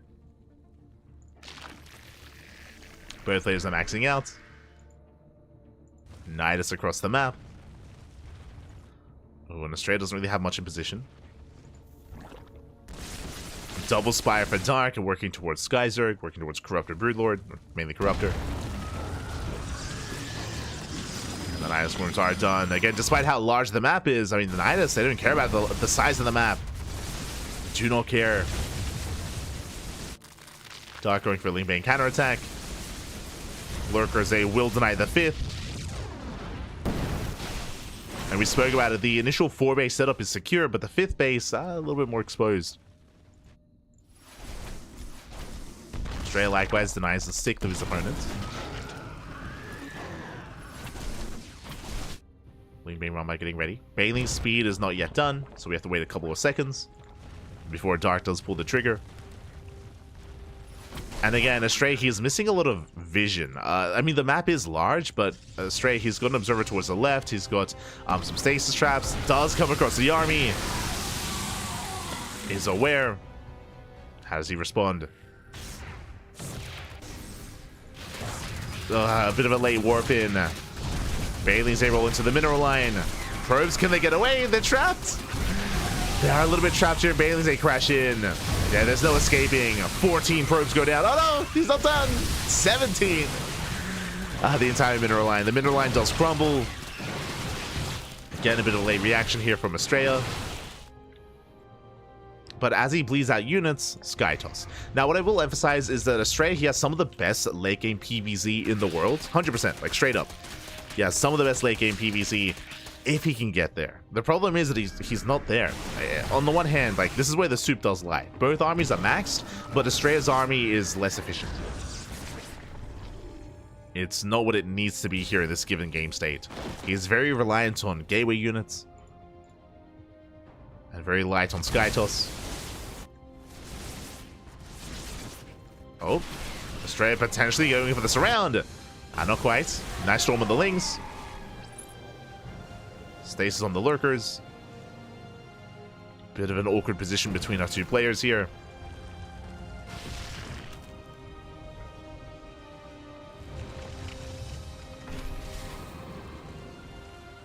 Astrea just keeping tabs here on the army. Ooh. As he is being zoned away. Astrea now on 3 Tempests and a Mothership. You can see Astrea, he's slowly refining his army. He's getting there. The Tempests have arrived. Lurker's going to be forced back.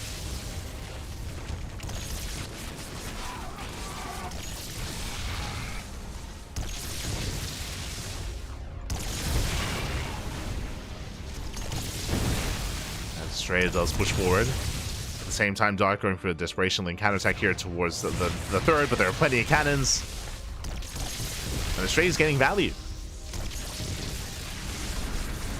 Lurkers, big revelation. Corruptor production has begun. 10 Corruptors on the way. So he gets another Lurker. Takes down the Queens.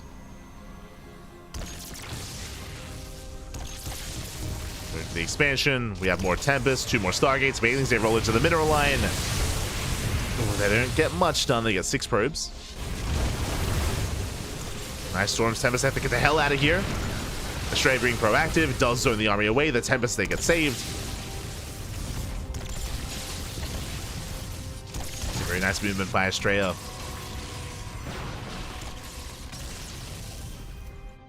As he's trying to shut down these Overseers before they get a Nidus. Speaking of, Nidus Worm into the main. Thankfully, Astrea, he had a Warpin available.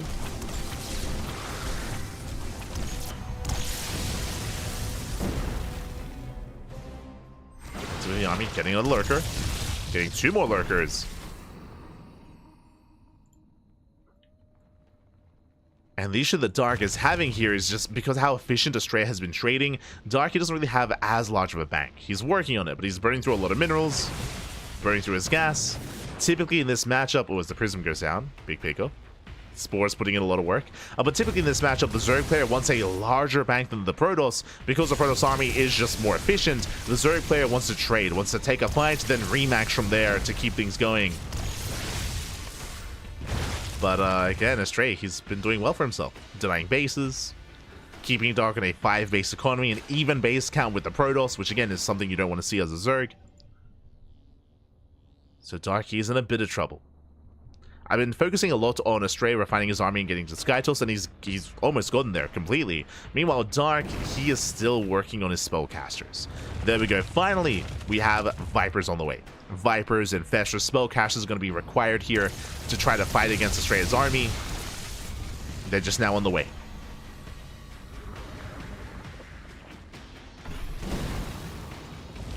So Dark has been struggling a little bit, does have a massive concave of Corruptors, he's diving in. He goes for the dive, dives on top of the Tempest. Tempest will go down, and a nice spread of Corruptors. And is this worth it? He will kill every single Tempest, but he will trade out most of his Corruptors. Lurkers, they hold their own. Without Tempest, the Lurkers, there's no real answer to them. Astrea is going to try to push his way in. Oh, bold move, massive storm. Yeah, with the storm, with the help of the Immortals as well, he will clean up every single Lurker. Dark, his army crumbles. His army does crumble. You can see Dark trying to go for a counterattack. The Vipers, they're moving out. And Astrea can just keep pushing. He can just keep pushing. There's not much to defend. Keep going. Keep going, man. Nice feedbacks. Vipers go down. Astrea has a 40 supply lead. Oh, Baneling run by will distract. And Astrea, he turns back around. He's not feeling too confident. Now, again, Astrea doesn't know what we know. Astrea doesn't know that Dark is broke. Like, Dark, he cannot max out. He cannot max. He needs time. And Astrea, he's taking it slow. He's taking it safe. He's like, whew, okay, I killed the 6th base. I'm just going to calm down and rebuild my Tempest. So and steady here from Astrea. And again, he's still ahead. He still has a lead. And now Astrea can push forward. And technically, the win condition for Astrea, it just needs to be deny the 6th. Deny the 6th expansion. Make sure the Dark cannot take another base while Astrea takes his own. Oh, Nidus across the map. Let's go. Astrea, he doesn't notice. He's trying to push in.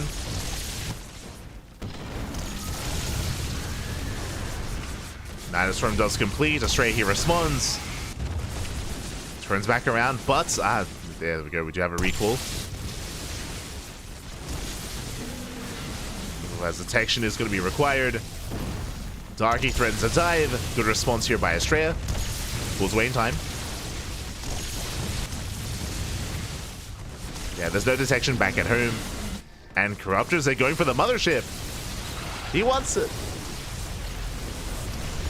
There's a slow zone. There's a cloak as well. And again, Dark, he is getting desperate. Does take down the mothership in the end. Rallying whatever he can across the map. Again, he knows he can't defend, or he knows that eventually the space is going to go down. And hopefully he forces a recall. Oh my god, brutal revelation. And GG gets called. Astrea snowballs out of control, and Astrea ties up the series 1-1. GG. We are going to the ace match. And again, as we mentioned at the start of the game, Astrea, he has some of the best late game PvZ in the world. This is where he does thrive. We've even seen Astrea take down several. That was like a month ago, maybe? Like a month ago he took down several. So this is where he wants to be.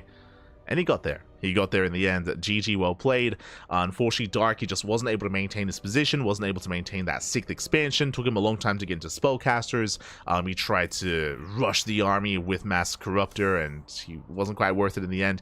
It was a really crucial moment, actually, after that fight. I'm referring to the moment that that Dark reset the Skytoss army, when Astrea, he chose to counterattack and to dive on those Lurkers and to get a full surround. That was a pivotal moment with that. Broke the army, broke the base. GG. GG, well played. And with that, we're going all the way to the ace match. We're going all the way to game 3. And again, I do feel like a lot of how these games are going to play out is determined by the map itself. Game 1, we had a very small map, Dark all in, and Dark won. Game 2, larger map, more defendable map, Astrea made it to the late game. Made it to the late game, then Astrea won. Here, game 3, where are we dropping? What map are we going to be loading into? What kind of style is favored coming into game 3?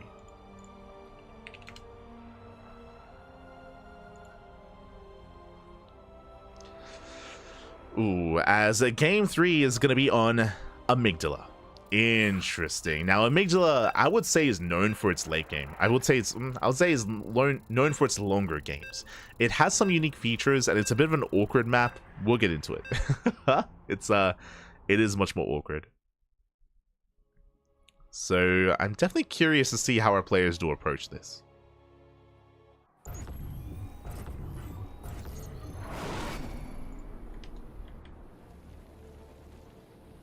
Spawning in the top right hand corner. In top right hand corner of Amygdala, we have the South Korean Zerg player, the Red Zerg, representing himself. Currently teamless, being forced into the ace match. It is Dark.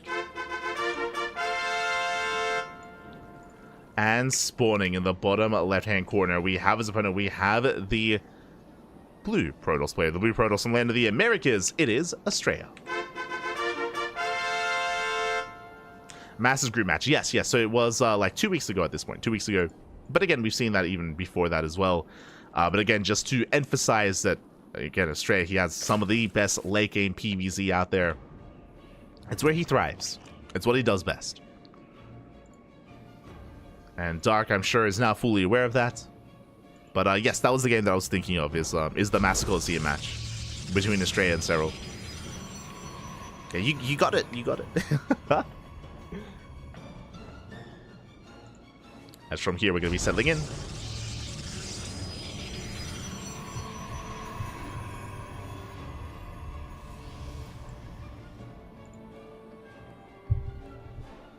If Tempest had dental picks, then the borrowed lurker's a plaque. Oh no. Oh no. Take care of yourselves.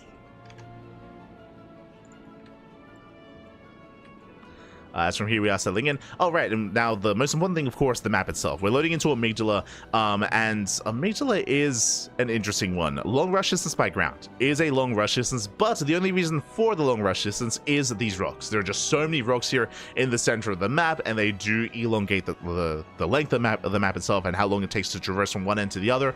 Once all these rocks get knocked down, it is easier to rotate from one end to the other, from base to base, and it can be more difficult to keep up with these rotations. But in the early to mid game, because of all these ramps, because of all these rocks and the ramps as well, it can be easy to defend and get up to a 3, 4, and 5 base economy. So I would say that the map is quite defendable early on. Then as the game opens up, as it gets longer, then it becomes more aggressive and much more difficult to defend these bases. So yeah, it is definitely a bit of a different one. It's an interesting map. So I'm curious to see how Dark would approach this. Really, my eyes are going to be on Dark coming into this game, more so than on Astrea. I'm curious to see if Dark goes for early gases, early lair, early all-in. We will see.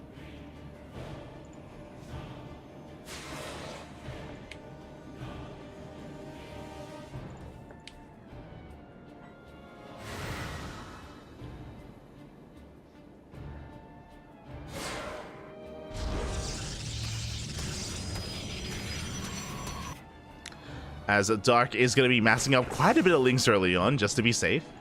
It's going to be massing up those links. 2 of us moving out. Looks like another 2-gate. Another 2-gate opener here out of Astrea. Adepts, they get across the map. They can watch your drones. Back at home, a little chaos was forced, but Astrea, he does defend. He will deflect the initial links. Does deflect.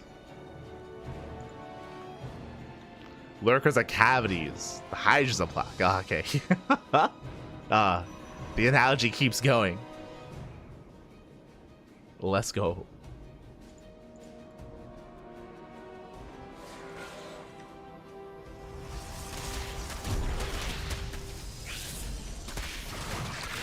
As the Lings, they do get across the map, they're getting into the Adepts. Nice positioning here by Astrea, just reducing the surface area on the Adepts themselves.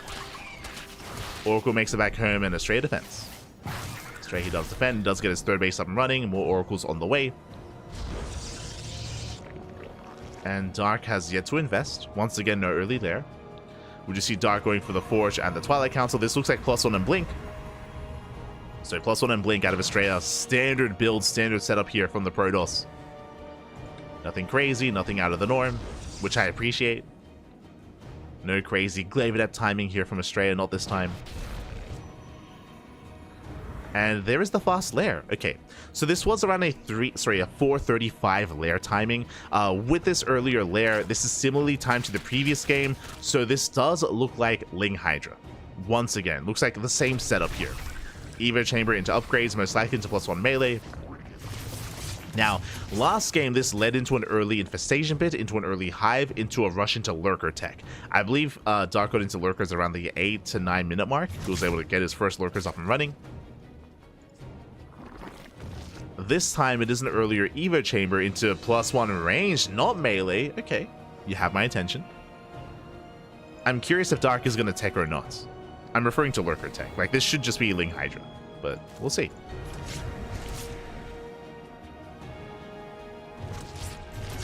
We shall see. These gases are being taken. Astrea pushing in. Dark getting supply. Oh, almost getting supply blocked. Throwing down 5 Overlords. Just now finishing up. There's that Hydrogen, as we did mention. So once again, Ling Hydra.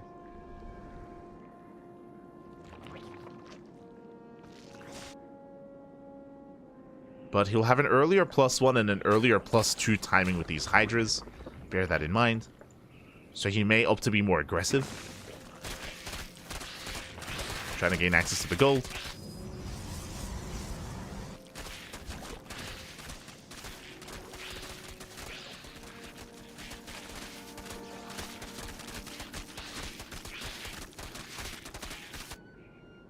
And Dark is getting a safety Roach Warren.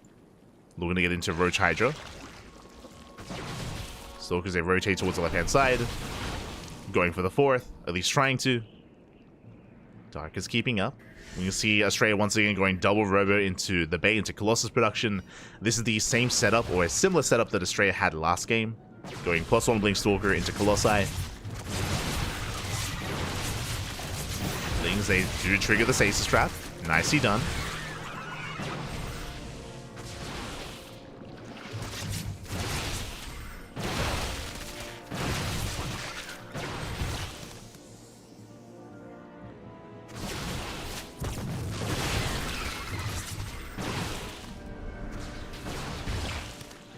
Trigger the stasis. We can see Dark cutting workers at 66. That is 3 base saturation. And Dark, he's maxing out. I say maxing out. He's massing purely Ling Hydra. And there isn't really much sign of any further tech from here. He's investing into Roach speed as well. We'll soon be able to saturate that gold. Meaning that this 3 base economy is actually going to be exceeding that. Ah, there we go. It is droning. So Dark is droning up, knocking down those rocks. Gearing up towards a longer game state. And the Colossus are on the way. And the Colossus should be able to pop in time for the fight. As Dark is just setting up, we have our tech of choice, Infestation Mist, so Dark is not going for a 3-base all-in. He's teching towards Hive and towards Lurkers. So he is taking up. Ooh, the Oracle's ate the gold. No Spore! No Spore, no Queen's in position. Very nice damage. 7 drones go down. Astrea, he threads the needle. He gets past all the Hydras. Very nice. 7 drones at the same time. Astrea pushing towards the left-hand side, going for the expansion. Doesn't quite get it. Forced to recall. Is punished. Stalkers go down. Dark building up back at home. Still producing more roaches. Still no Lurker Den. And he's going for his own counterattack.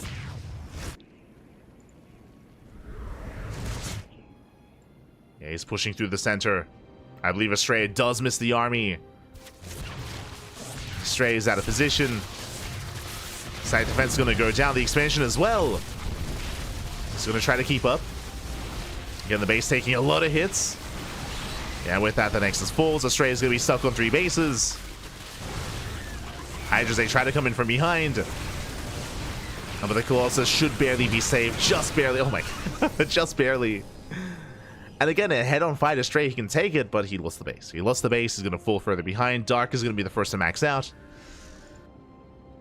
And Astrea is going to be stuck at home. He's going to be stuck defending until he can keep up in supply. Get some more drones.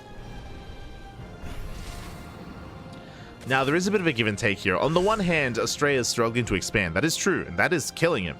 On the other hand, Dark is not teching. Or I should say, his tech is later than last game. Remember, last game he was rushing into Lurkers. This time he's sticking with Roach Hydra. focusing on those range upgrades. We have Vipers on the way, but it's a much more mid-tier army. So Dark might be max, but it's not the most efficient use of this supply. A big factor, though, for Dark is going to be the Vipers. 2 Vipers on the way. It's going to be a strong way for Dark to deal with the high-tech units. Dark, he denies mining at the center expansion. Once again. Sorry, Astrea denies mining at the center expansion. As Dark, he's barely been able to mine from the gold. Astrea backing off. He's taking up. Temple Archives on the way. That's going to be for Storm. Now we do have the Lurker Den in production for Dark, but again, it's a much later Lurker Den and much later Lurker upgrades. Dark is still max, though. Astrea, he doesn't know where the army is. Now he does. Again, Dark just knocking down more rocks. Expansion is going to go down, but here comes Dark. He's going to be collapsing in. Astrea pulls away in time. So far, good reaction. Yoink's coming in. He gets 1, he gets 2 Colossus. He gets 3. 3 Colossus go down. Up, he wants the Disruptor. Doesn't get it. But a good trade here from Dark. At the same time, Zelarambai does get into a mineral line. Only getting 3 drone kills. Not too many. Astrea gets away. Astrea keeping up with his ground army. What's important here is that even though Dark had a big advantage earlier, Astrea finally gets his 4th. His 4th base is up and running. Astrea, fun fact, he denies the gold, and Astrea has a higher probe count. His economy is better than that of Dark. Does have the better economy. Zealous, they do get into the main. 5 more drones going down. And Astrea, he's soon going to max out himself. And I would say he's going to max out with a more efficient army, a greater army than that of Dark. So I'm getting concerned here for our Zerg player. He's being outscaled.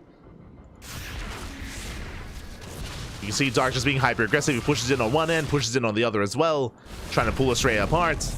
Meanwhile, 15 drones going down. Astrea, he's popping off. Takes out a mineral line. Where are the storms? Yeah, storms, they pop up. Oh my god, massive storms on the army. Meanwhile, Astrea, he did have his army split. He defends both locations. And again, Dark is still stuck with Roach Hydra. Not like this. As the game goes on longer, it's getting better and better for Astrea. Dark just now finishing up his Lurker upgrades, but he needs a little bit of time here to make Lurkers. Without Lurkers, I'm not sure if Dark can hold.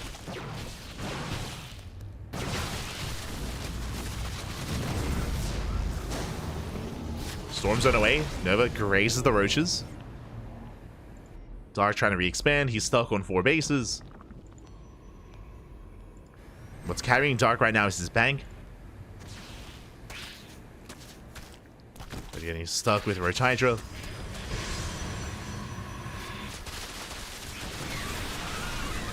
Trying to push in. Sky Toss on the horizon. Here we go. The first wave of Lurkers are on the way. And they do have their upgrades.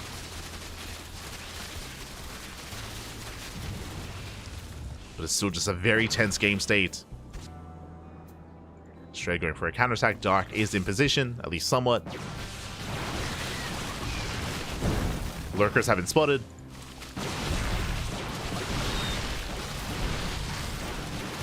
Storm is available. Storm on the Hydras. Dark coming in for a flank, trying to catch out the army. And again, with all these rocks being knocked down, this map is so much more open, and the 5th base is going to be denied. Astrea, he's racing back.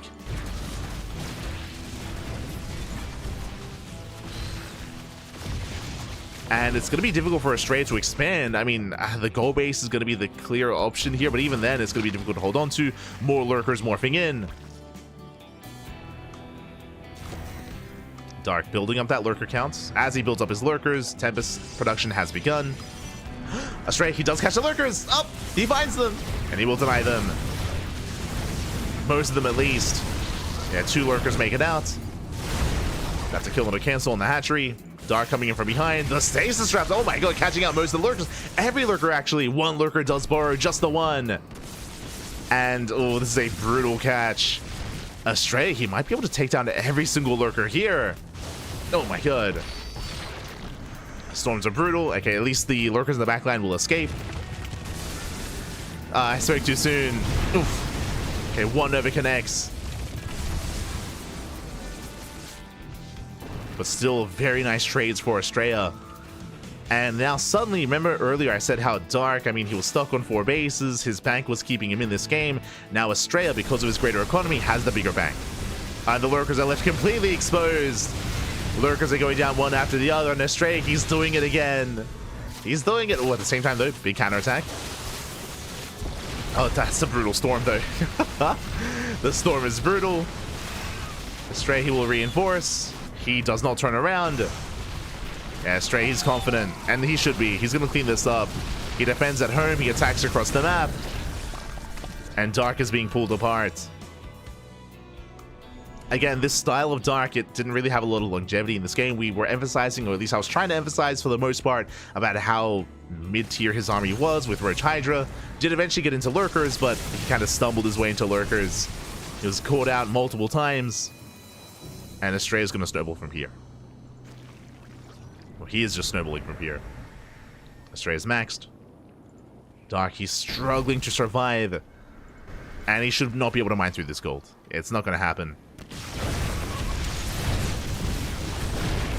Dark, he's stuck on a 3, less than it, like he's stuck on a 1 base economy at this point. Dark, he's broke.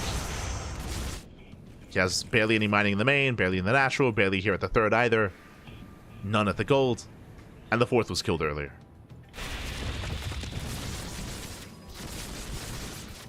Fourth was killed earlier. Dark, he will be able to punish the 5th base at least. But Astrea doesn't need the 5th, to be honest. He doesn't need it. And he'll hold on to it anyway. Yeah, here comes the recall on top of the army.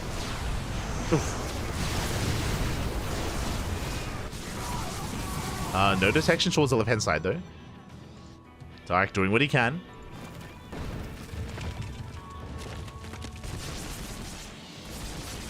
The weather on this map is terrible. There's just storms everywhere. Ay, ay, ay. And Dark, the umbrella does nothing. It does nothing. Oh, no.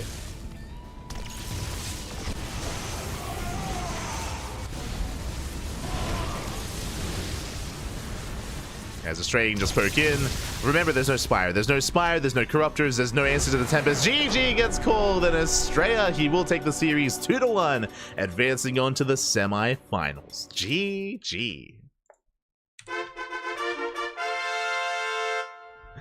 GG, well played again. We've seen Astrea time and time again take down these big players in PvZs, especially if he's able to embrace a longer game state. Get Astrea into the mid game, get him into the late game as well in a good position, and he can take it to the best players in the world, including players like herO and like Dark. GG. GG, well played. Dark did force the ace match, and again, Dark was able to pop off in game 1, but alas, did kind of peter out here in game 2 and game 3. With that, congratulations. Astrea is going to be the player to advance on into those semifinals, and the question becomes, do we have another series? Exclamation mark B. Exclamation mark B in the chat to have a look at the back of yourselves. Let's try to catch up once we're going on. Big shout out to Digis in the chat. God, baby God, thank you so much for the 200 bits. Thank you so much. We do appreciate the support. We do appreciate the love in the chat. Thank you so much. Thank you so much, Pappy. Do appreciate it. Oh, as we have our next series, herO. herO takes down 2-0, and we have a PvP between herO and Astrea. Let's go. We'll just try to squeeze in the bracket a little bit here. Meanwhile, do we have any updates from the northern portion of the bracket? Scrolling up, we have MaxPax. MaxPax takes down Trigger 2-0 in a PvP. Big win there for MaxPax. Very impressive. Trigger has been popping off in the PvP matchup, but despite that, MaxPax does claim it, and MaxPax is waiting for the winner of Shin versus Cure. Shout out to Shameless. If you remember, let's show it off here. If you remember, I was praising Shameless earlier about how much he has been improving over the course of the year, and that Shameless can definitely threaten Cure. I wouldn't favor him in the series, but Shameless did take a game. Did take a game up from Cure, so very nicely done. Again, Shameless has been improving so much, and I'm excited to see how much he improves in 2025. As Shameless does go down, but did make Cure work for it, and we still have that quarterfinals match underway. So we're going to be focusing on our match, on our semis, and if our match is fast, then we might be able to wrap this up and then catch the upper semifinals as well. It's possible, depending on how things line up, depending on how fast or how slow Shin versus Cure is. But now we're focusing on herO versus Astrea.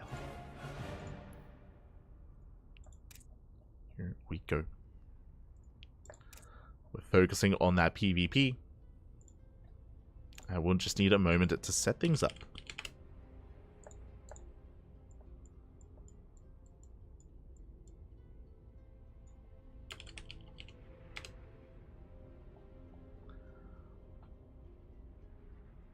Here we go. Now, our players, they need some time here to conduct their vetoes, so we might just go on a short break. herO versus Astrea. Proper NA PvP. True, true.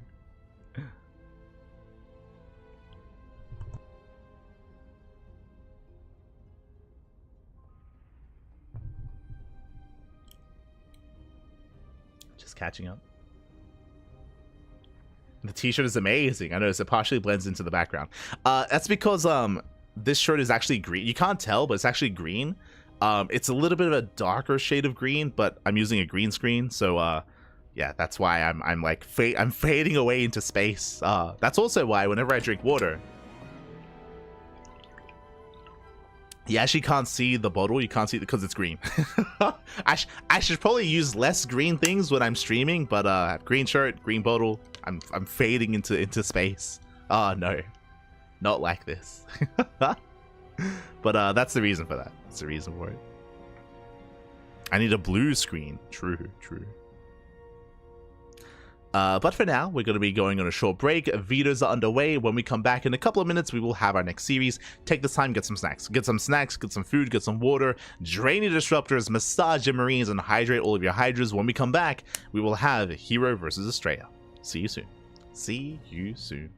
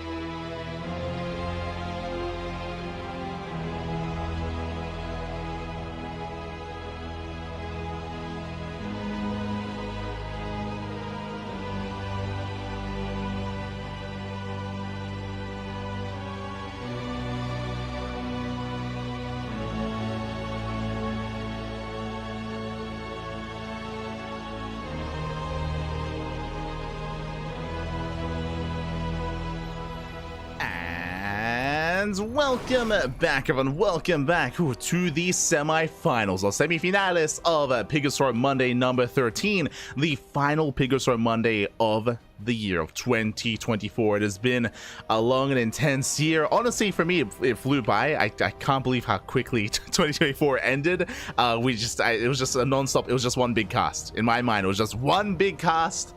And then it's still going. The cast is still going on. But here we go. We're diving into our semifinals and spawning in the top right hand corner of Ultra Love. We have our South Korean Protoss player, the Blue Protoss, representing herO Gaming. It is herO. And spawning in the bottom left hand corner, we have as opponent, we have the American Protoss player, the Red Protoss. It is Astrea. And you know what time it is. If you're in the chat, it is Gamba time. Predictions are open. Place your bets on who you think will take the series. Best of luck in the chat with those predictions. And coming into this, I do favor herO. But I mean, it's a PvP. Could go either way. Could go either way here as Astrea goes for Nexus first.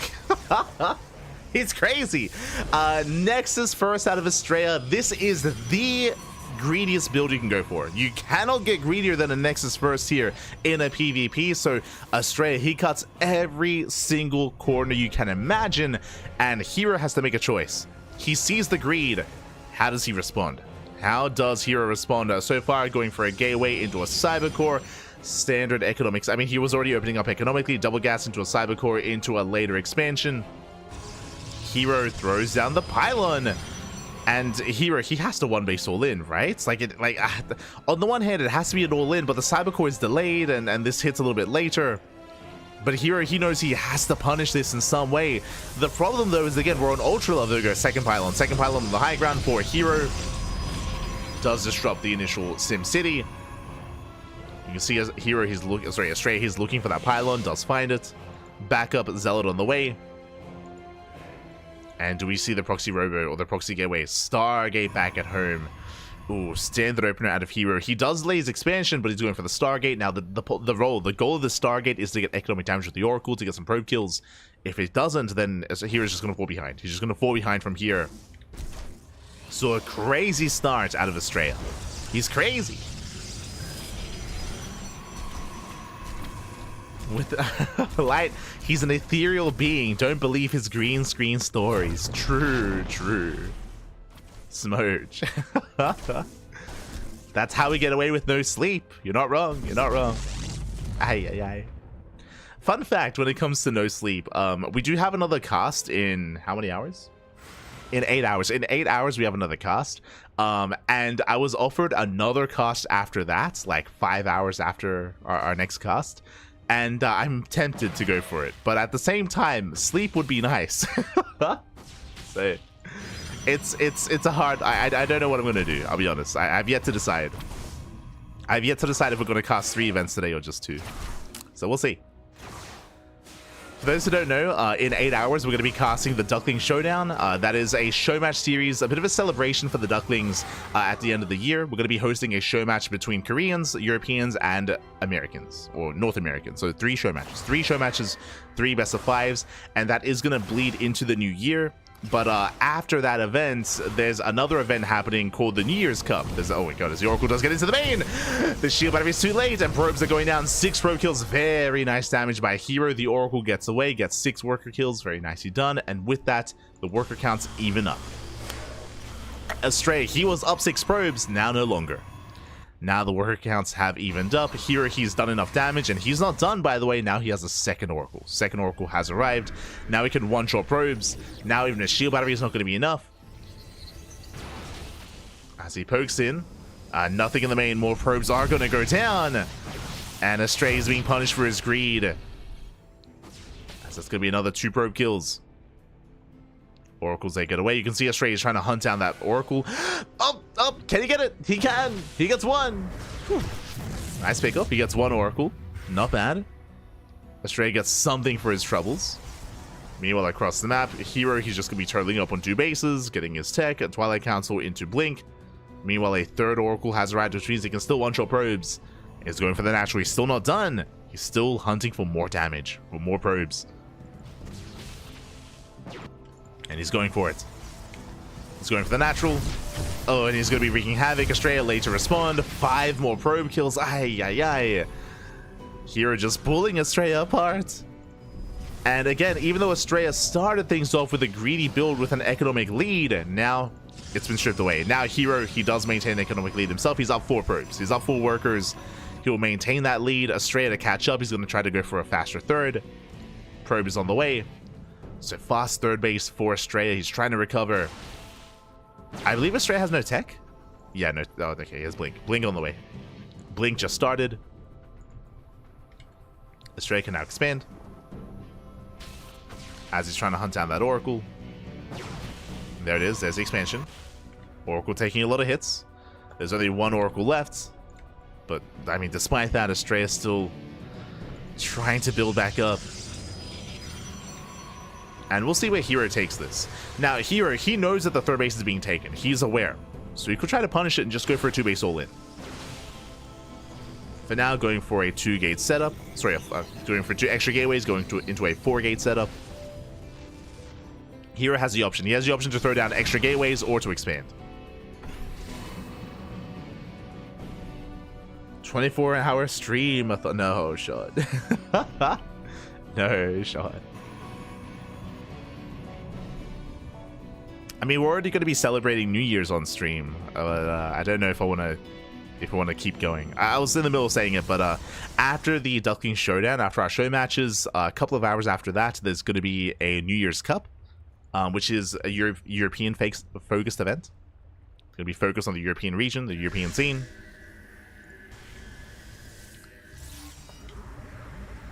And we did cast it last year, but yeah, we'll see if we cast it this year as well. So now here he does start to step forward. He does have the Stalker advantage. He's taking down, focusing down Stalker after Stalker. And he's just out trading Astrea. And he is breaking through. Reinforcements have arrived though. Astrea, he's holding on. He does hold. He does defend. Even punches herO. Very nice pickups here towards the end. Catching 3 extra Stalkers. Nice control by Astrea. herO, he no longer has a Stalker lead. Immortal has arrived. And here he is. Oh god, no! Stasis goes off. Catching every single Stalker. And here he can go into the natural. He's breaking through. He's breaking through into the natural base. Depowering the gateways. Depowering the robot. That is Narcosis Pylon. Going for the Immortal. Ay, ay, ay. That was, again, if it wasn't for the Stasis, then Astrea, he holds. Stasis is about to run out. But a very nice damage from herO. Denies the warp in. Blinks away. Getting his third base up and running. And here he's even catching up with his own Immortal production. Ay, ay, ay.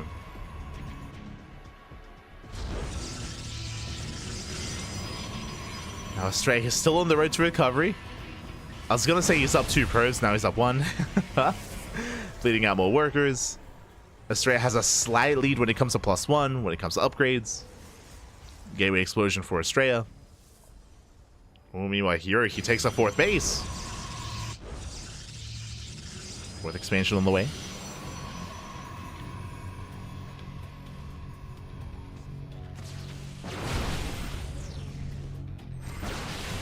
Oh my god, not again.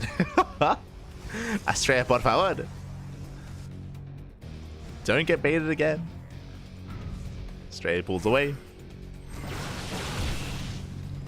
You're catching the Observer.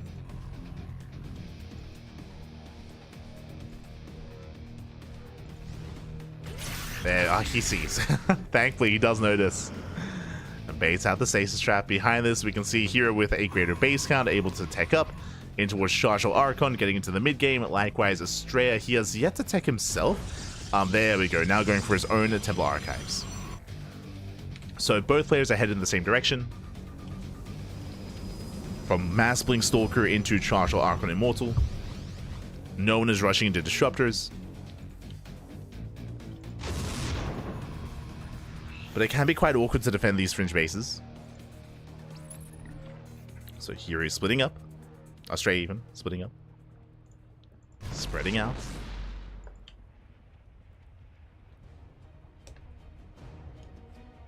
I'm surprised we aren't seeing like 3,000 save traps each PvX game. We do. Depending on the opener, I should emphasize. Like, for example, there's only one Oracle left here for herO. If he did retain his Oracles, if you remember, throughout this game, I mean, we can see here, he lost 3 Oracles already. If those Oracles survived into the mid-game, then we would be seeing, like, just massive fields of stasis traps. Like, that has been happening. But not this game, as the Oracles did go down. Meanwhile, Astrea going for a massive warping into the main.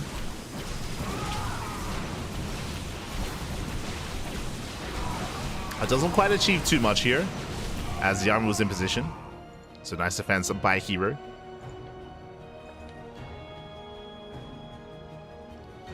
But because Stargate openers are so prevalent in Protoss versus Zerg, that's where you see them most often. Like these fields of stasis traps all over the place. Just because triple Oracle openers are so common. Stargate openers are much more rare against Terran, so you don't really see that as often, anywhere near as much.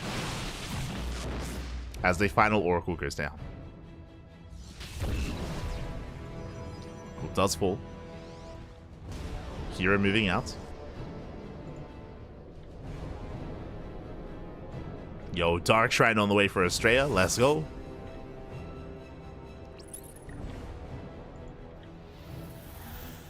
herO pushing in. Dipping between the bases. Astrea collapsing and even trying to come in from behind. And Astrea's trying to get into all those Archons. Archons are going to be targeted down. Let's go, Hallucinated Colossus. They try to help out. They provide some high-ground vision. But for the most part, Astrea, he should be able to hold on. Yeah, he should hold. It takes out the final Archon. Zealous, they break through. He's getting on top of the Immortals. At least trying to. Zealot reinforcements come in from herO. And the Immortals, 2 of them go down. Massive pickoffs. There's 1 Immortal left for both players. And Astrea, does he dive on it? Up. Not quite. Yeah, there we go. Does dive, does target it down. With reinforcements, herO, he might barely have enough. It's close. It's a very close fight. Both players bleeding out both Immortals. herO holding on. And so does Astrea. Both armies back off. Astrea going for a big DT counter attack. Okay. Has potential. Is there an observer for herO? He does. He does have 1 towards the left-hand side. Observer's not quite in position. There's no cannon in the natural. There's no cannon anywhere, actually. Sorry, there's a cannon in the main. But Zels and DTs, they warp in. Cannon's going to go down. herO, he hits bottom right. Astrea, he hits top left. Workers are falling. And I actually do favor Astrea here. herO, he gets 1 base, but Astrea, he gets 2. Yeah, depowering the production. The main base is under fire. Massive warp in. And Astrea could always recall. So can herO, but hero's losing so much more. Astrea, he wants the Archon. Does target it down. Very nice target firing. herO's going to try to keep going. Did kill 25 probes. Sorry, 26 probes going down across the map, actually. And herO's committed to the base trade. He just commits. Breaks down the 3rd. Likewise, herO's 3rd base also going to be going down. Boys are being pulled. And herO, he will eventually force Astrea out of the main. Does force him out. Yeah, but from here, Astrea, he's just achieved so much more. Yeah, the 3rd base even survived. Oh my god. 3rd base lives. 3rd base does survive. herO, he's all in at this point. He's completely all in. herO does have the slight army lead. That is true. He's slightly ahead in the army. Ooh, a rough move command. Oh my god. Astrea bleeding out a couple of Stalkers. That was a rough move command here from the Protoss. From the red Protoss even. Astrea coming in from the left. Shaving off some Zealots. Avoiding those Immortals. That is 3 Immortals for herO. Has a pretty hefty army. And Astrea has to take it slow. He has to take it slow. The expansion goes down. 3 base versus 3 base. The base count is even. Astrea warping in across the map. Bold move. And here he's going for that 3rd expansion. The Immortals are exposed. Massive pickoffs. The Immortals are going to go down one after the other. And Astrea, he will shut down this army. herO does not have enough left. And Astrea looking to take the series, looking to take the first game here. Again, he had a wild, greedy opener. herO was able to punish it. We had a back and forth. But herO took some rough trades, some rough fights. We ended up in a weird base trade. And herO will lose everything. herO loses his army across the map. The 1DT takes down the expansion. Up, he's so close. Oh my god, he gets it. Nexus goes down. And herO has nothing left. He has nothing left at this point. GG gets called, and Astrea will take game number 1. GG. GG again. It was a very intense game, very back and forth. When it came to the base trade, as we were mentioning, even though herO was killing bottom right, he was losing 2 bases at once. Like, herO was losing that much more. It wasn't just that. Because the main base was on fire, the production was also being depowered. So herO, he couldn't actually spend a lot of his money, not as much as Astrea, of course. So he couldn't reinforce, he couldn't keep his counterattack going. And with that, Astrea starts off with a lead. Very nice. Very nicely done. And Astrea, he needs one more game here to claim the series. We'll see if he can. We'll see if he can take down herO 2-0. We'll see if he can make it to the grand finals.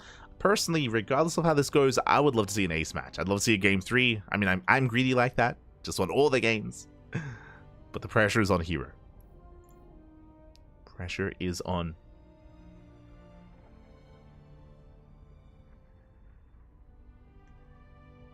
Here we go.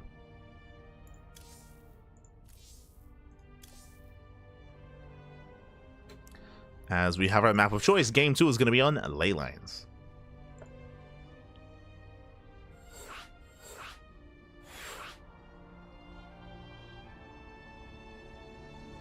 But are you as greedy as Astrea? True. Yo, Astrea going for the... I mean, Astrea, he was punished. If you remember, he was punished for his greed, like 100%. Like, herO, he was tearing Astrea apart at the start of the game. It was wild. But that now leads us into game number 2. Meanwhile, looks like we have some updates coming in. Cure takes down Shin 2-1. With that, we have 3 Protoss, 1 Terran in the semifinals. It did go to the ace match, though. Shout out to Shin for forcing the game 3 against Cure. But Cure does take it, and we have the upper semis happening at the same time. It is going to be a best of 3 between MaxPax and Cure. And again, if our series is faster, then we might be able to wrap this up and catch the tail end of MaxPax versus Cure. But now that we're focusing on our PvP and spawning in the bottom left-hand corner of ley lines, we have the American Protoss player leading the series 1-0. It is Astrea. And spawning in the top right-hand corner, we have his opponents. We have the South Korean Protoss player, the Red Protoss, representing Weibo Gaming, WBG, down in the series. We'll see if he can bounce back and force the ace match. It is herO. Let's go.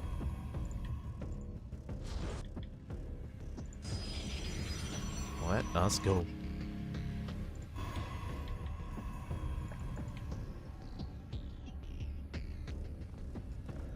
As this time there is no ramp. There is no ramp coming into the natural, so we should be seeing 2 gate openers all around.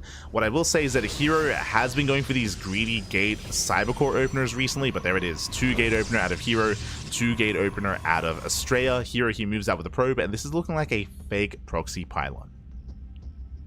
As the probe is out on the map, and we should soon be seeing that pylon thrown down. We'll see if it's real or fake, as herO does move a little bit closer to the edge of the map.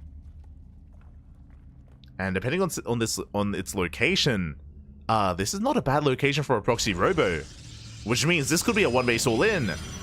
Oh, okay. herO, he's in position again, relatively close by ground.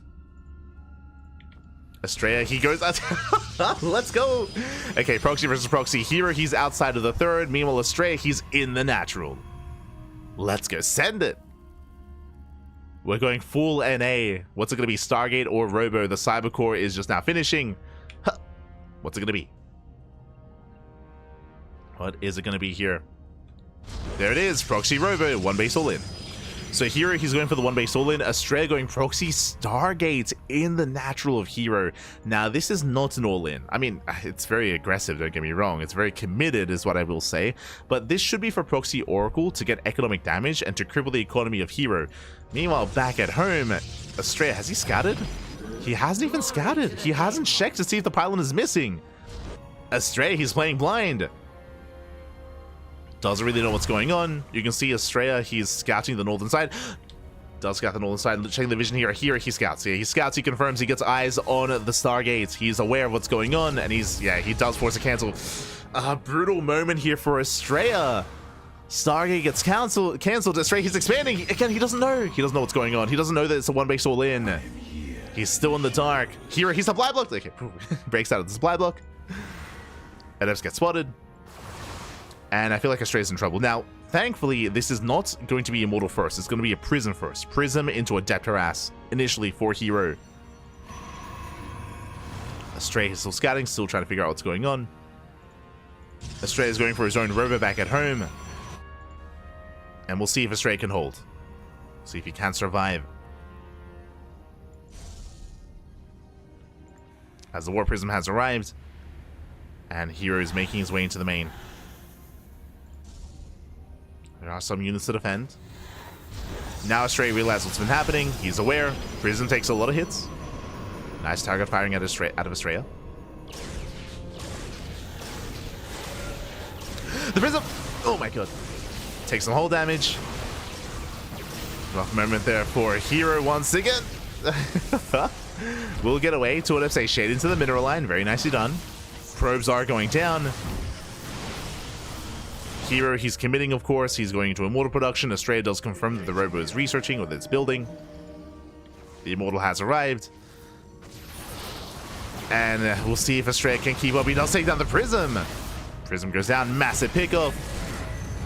Does force a recall. Another Stalker does fall. As it say shade into the mineral line. Astrea just being pulled apart at this point. Is being pulled left and right. Leading out 7 probes. But he does clean up the army at least. Does take down the army. The Immortal is exposed. Remember, there is no War Prism. And Astrea, he can try to chase down this Immortal. He can try to catch it. Ooh, Force Field will block him off though. Astrea, he defends the natural. So far, so good. herO, oh, he gets depowered. Oh my god, the robot gets depowered. Massive pickup. herO, he can't reinforce. He has nothing. Yeah, he cannot repower this robo. The army turns back around. Astrea, he's holding. He is holding on. And with his own War Prism, he can now control his opponent. He can just out-micro. Hunts down the robo just in case. Robo goes down. herO, he's in trouble. His initial build, his initial move out was just not successful enough. Losing the War Prism was huge.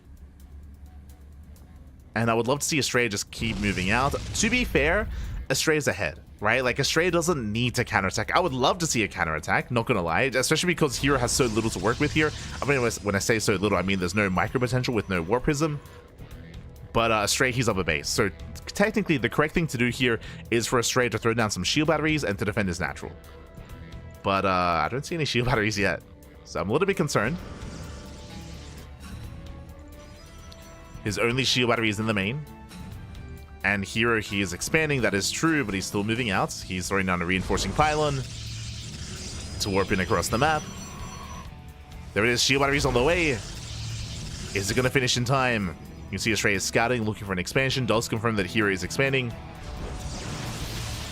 There goes second shield battery. And once the shield battery is finished, Astrea, he should be fine. He should be fine. As herO, he does right in the proxy. We do get some force fields, but again, with the War Prism, Astrea, he can work against it. Like, he's fine. Snipes a sentry. Trading shields. Astrea going for a drop across the map. Risky move. Very risky, actually. He's going across the map instead. And it's going to be on Astrea to defend without his Immortals. No Immortals, no War Prism. herO has potential. The proxy is done. There we go. You can see Astrea buying time. Throws down the wall of force fields. Does throw it down. Immortals, they get across another. They're mining at the natural. And here he has to go. He has to go here and now. He knows Astrea's out of position. We need more force fields. Up, up. We need more. There's the recall. Up. The army gets cut in half. Very nicely done. The Immortals, they do nothing. And these events, they should be cleaned up. You see here trying to shade into the main. It's not going to happen. Once again, more force fields. Here he's being locked out. And Astrea, he's holding. He should be able to clean this up. Once again, nice control, nice micro, saving the Immortals. Boys are being pulled. I mean, the Immortals of here, they are getting a lot done. And more Adepts are coming in to reinforce. Nice hold position micro. One Immortal goes down. When here he's breaking through. Yeah, he breaks through. Bit of miscontrol there from Astrea. He has one Immortal here in the main base that has not been doing anything here this entire fight. And here he does it. He has done it. This one Immortal, the Disruptor is... And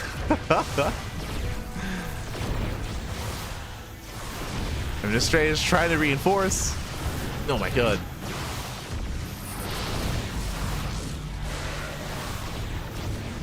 Last herO with the one base all in. Nova goes up. Ooh, massive connection. Actually, Astrea, he can hold. Can hold on. Did bleed out one of those Immortals. herO, he's running out of steam at least a little bit. There's another warp in. Stalkers are going down. Oh my god. Astrea is barely holding on, waiting for another one of those Novas. Probe's just now going back to mining. Gets a Stalker. One Stalker goes down. Astrea, he does reinforce once again. He's bringing out the Prism. Up, up, the War Prism. Oh my god. Takes a lot of hits. Barely survives. The Colossus. Okay, Prism goes down. The Immortal was inside. Massive pickup, but the Colossus has made it. And with the help of the Colossus, can Astrea hold on? Oh my god. He stutter stepping back. Barely trying to save it. Shield batteries within range, and Colossus does fall. I'm not sure if I'm in love with going for a Colossus instead of an Immortal, not gonna lie. And here back at him, he's mining. He's mining through his natural. Nova doesn't quite connect. The expansion of Astrea should fall.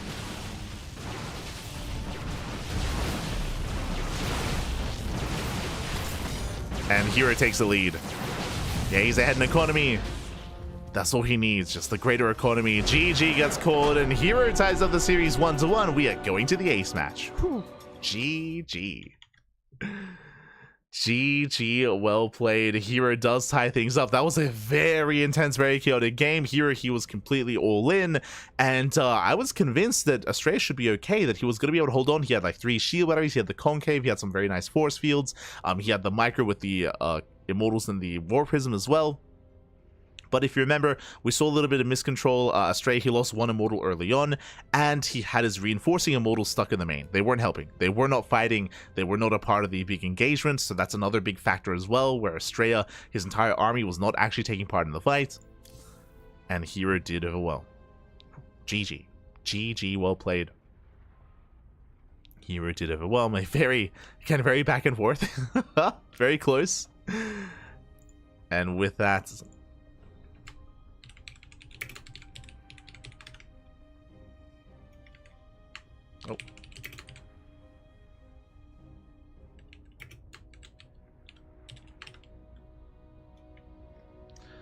with that, we're going all the way to game 3.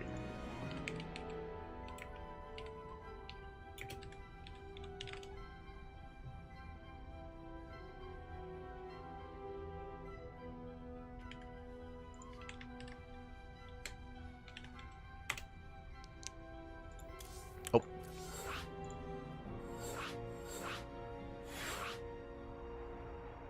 As we are getting into game 3, it's going to be on Amygdala. Let's go. Getting into the ace match. Making sure everyone gets involved.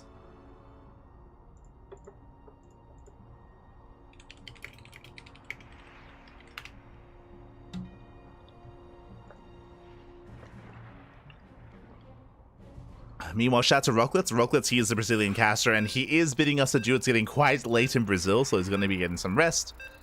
But the show will go on. And here we go. You can hear the beeps. We have that final game. We're loading into Amygdala. Oh boy.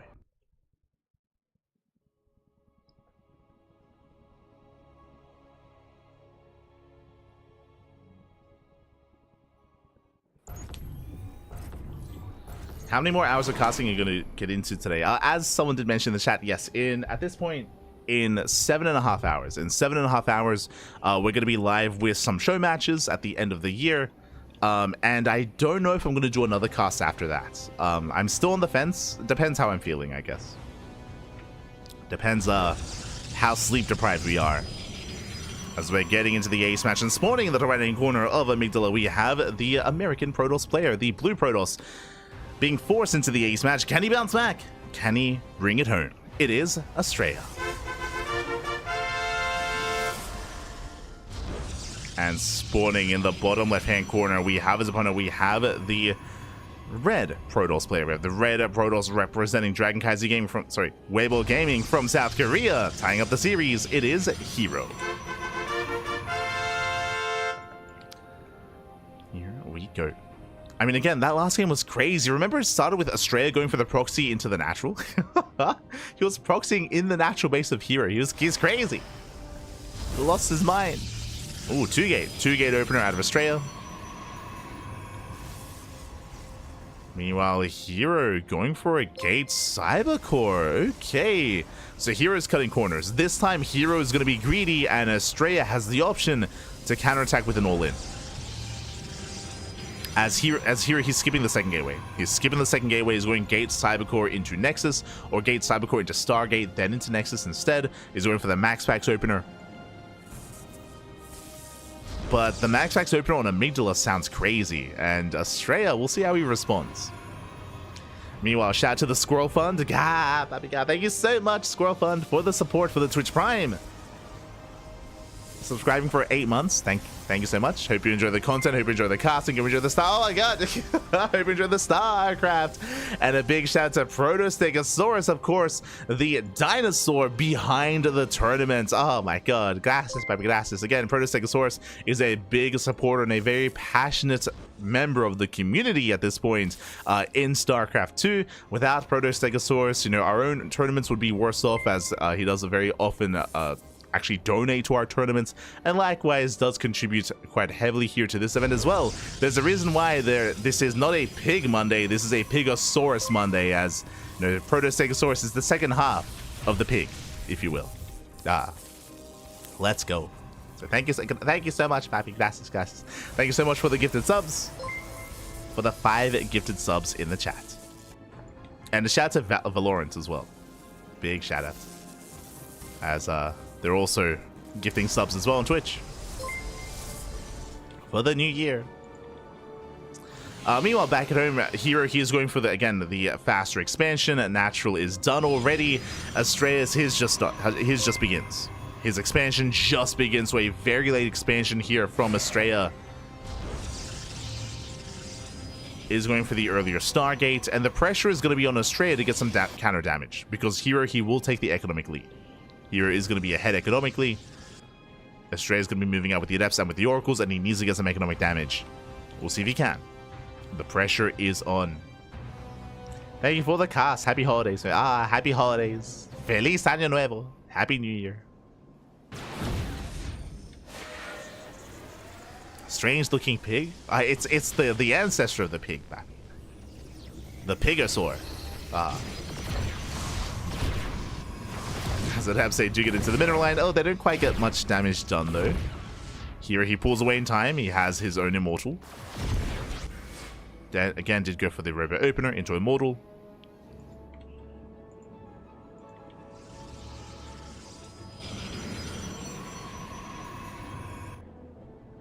As Astrea backs off, waiting for his Oracle to come in. And again, the pressure is still on Astrea.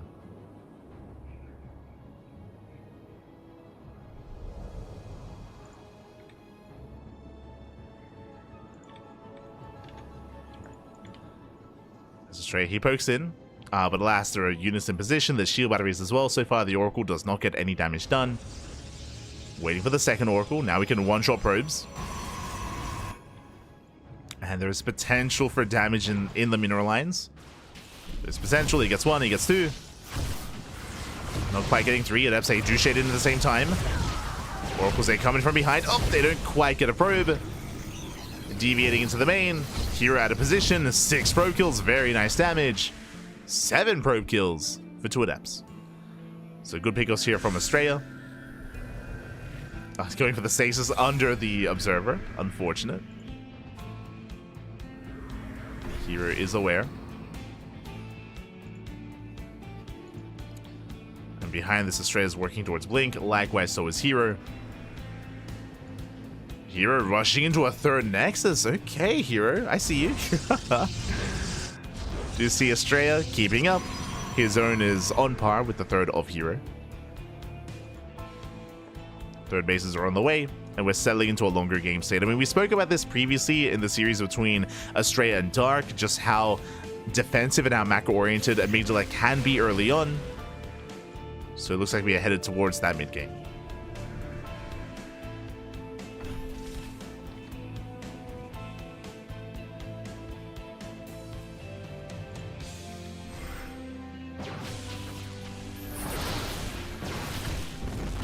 Stalkers, they poke in.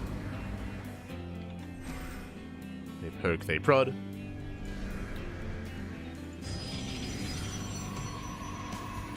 They're rotating around. Up. Trying to pick up some key units. Does not quite get anything though. The Immortals do survive. The Immortals do live.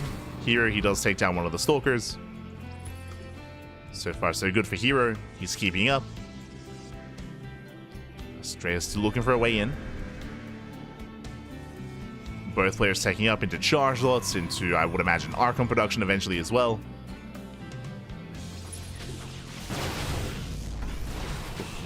Revelation here on the Observer. But again, here he's holding, getting a 3rd Immortal. Oh, getting a 3rd Immortal. Astrea does snipe the Observer in the end, just barely.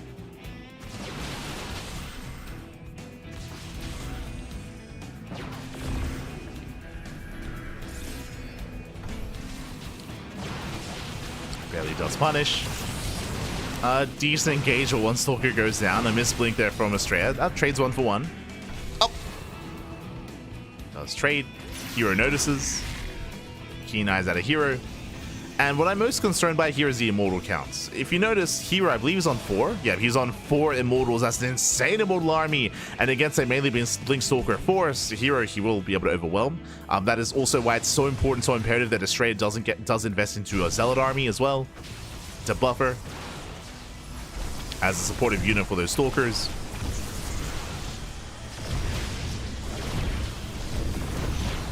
As Astrea does slip into the mineral line.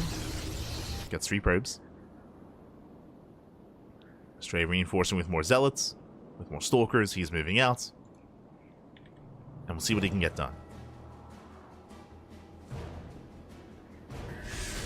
Once again, he's going to be poking in. Stasis traps are denied. You're getting a little bit ambitious there. Meanwhile, that is a 5th Immortal finishing up. Jesus, that's so many Immortals. That's a beefy army. It's got 5 Immortals. Ay, ay, ay. The Zells get deflected. herO getting a 4th. Likewise, Astrea attempts his own.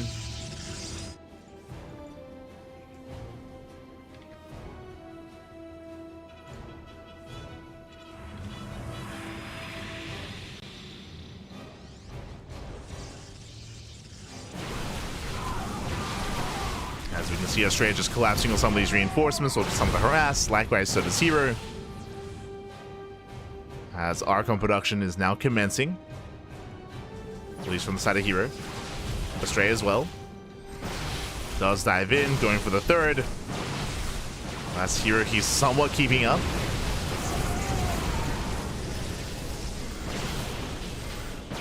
He's keeping up with the expansion, forcing back Astrea. Where are the Immortals, by the way? They're still lagging behind. Not quite a part of the main fight. Astrea bleeds out a couple of Stalkers. herO is pushing in. And he's not stopping. He's not slowing down.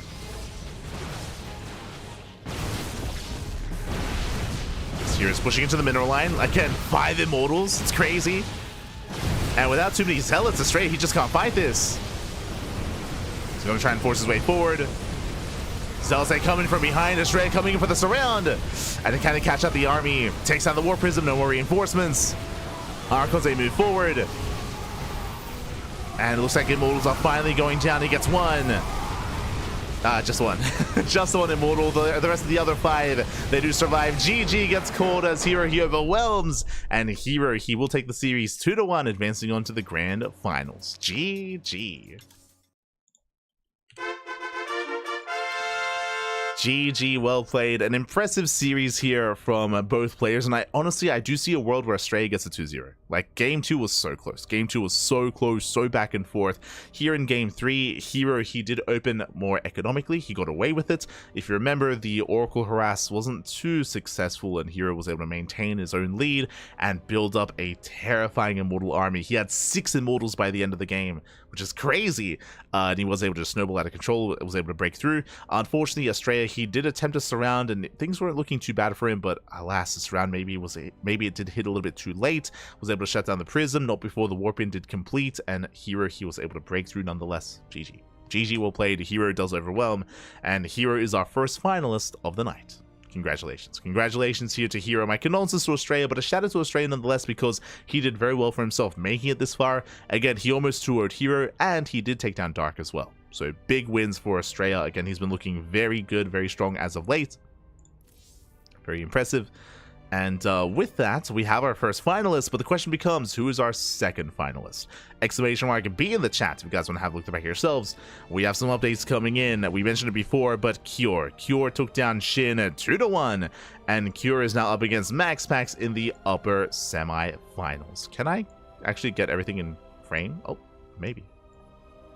There we go. Just trying to get everything in frame as best I can. I can do this as well. There we go. But we have MaxPax versus Cure. They're currently mid-series, and I'm curious where exactly they are in that game. I believe both Steadfast and Dave Testa are casting that on their own respective channels, so they do have you covered there. It looks like they're in game 2. MaxPax is leading 1-0. It's leading 1-0. And again, if you want to tune into game 2, check out either Dave Testa or Steadfast. They're both casting on their respective channels. And if they go to the ace match, we'll be jumping in as well. We will jump in. Just need a moment. MaxPax versus Cure. Team Liquid. And Psystorm Gaming.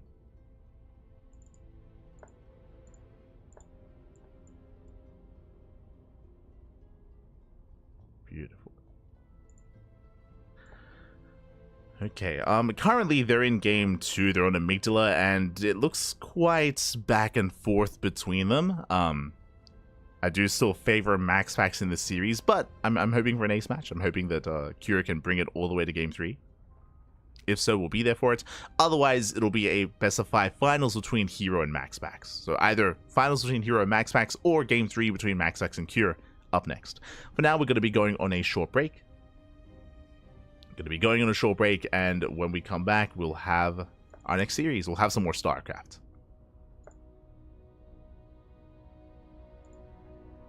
No, he is on.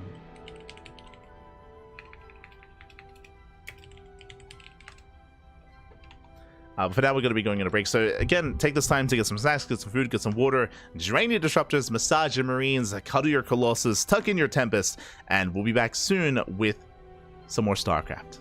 See you then. See you then.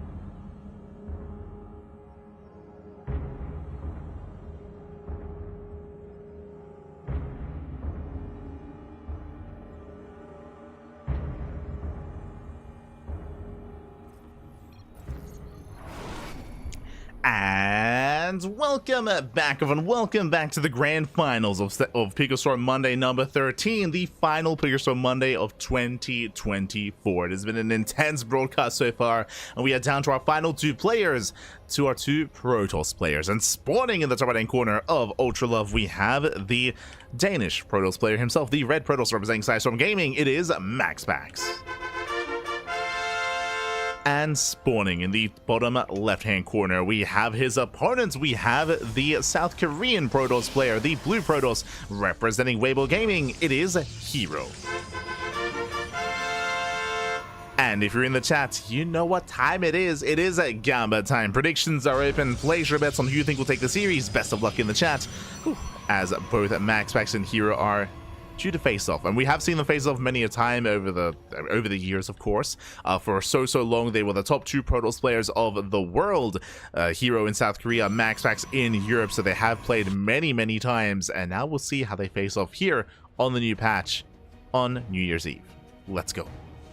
As you see, herO moving out with his initial probe to hide his pylon. It looks like a fake proxy pylon set up here out of herO. Meanwhile, MaxPax going for a gate expand. It's going to be gate, Cybercore into Nexus. Oh, MaxPax cutting corners, going gate expand. Oh my, he's crazy. He does delay his Cybercore. This is a gateway, sorry, this is an expansion before Cybercore. Even MaxPax often does not do this build, so very greedy here. Not as greedy as Astrea. As a reminder, Astrea, he went Nexus first. Astrea's even crazier. But, you know, one step behind that. So, regardless, economic opener out of MaxPax. herO, he does open with a fake proxy pylon. MaxPax doesn't even, or sorry, he does probe scout. He does confirm that the pylon is missing, and as a result, back at home, MaxPax should be going for a Stargate into Oracle into Void Ring. So MaxPax going to be playing safe after a very greedy start, and meanwhile the pressure's on herO to get some damage done across the map instead. As herO did opt to go for a 2-gate opener into Adepts.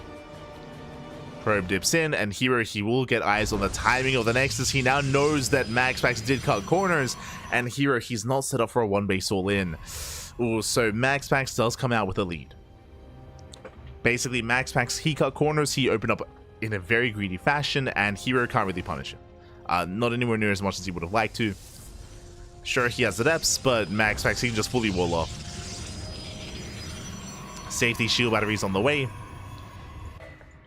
And back at home, herO is going for a much later expansion. So a very strong start for the Red Protoss. Very strong. There's the block. Stargate is a part of the wall. herO does scout. And herO, he's going to try to force his way through. Up, and he should be able to. There's a cancel just in time. Adepts, they bust into the natural. They get 1 probe kill so far. They get 1, they get 2. They get 3. 3 probes going down. Very nice damage here. Very necessary damage from the side of herO. Getting into the mineral line.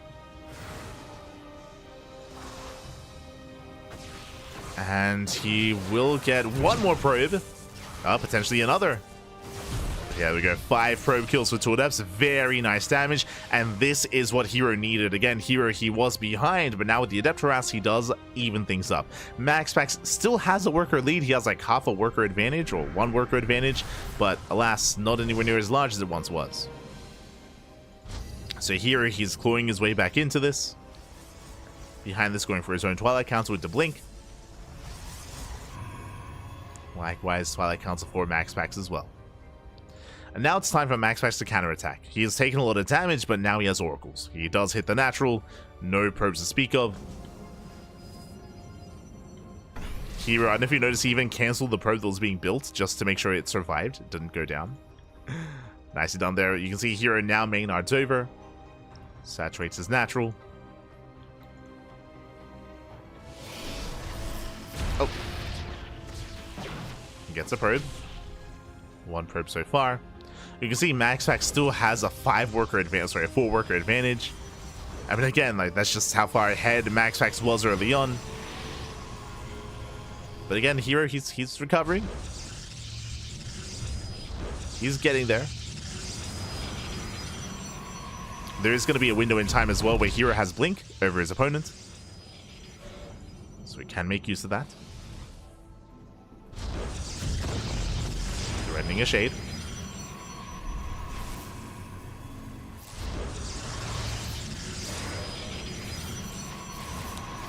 Does threaten the shade. Adept goes down.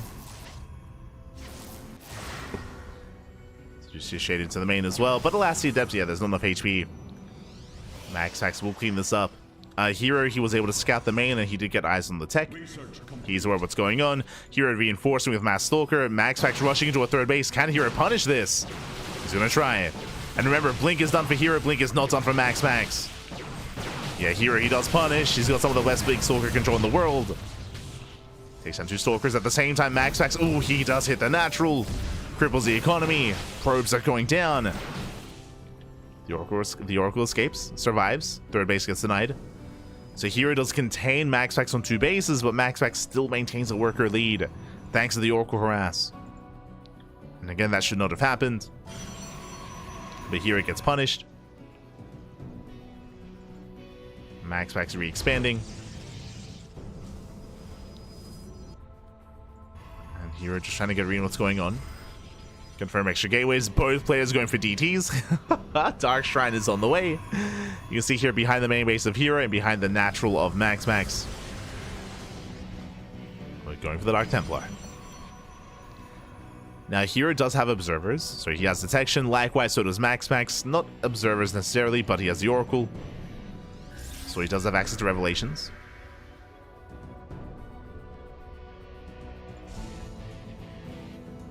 Does have revelation. MaxPax moving out.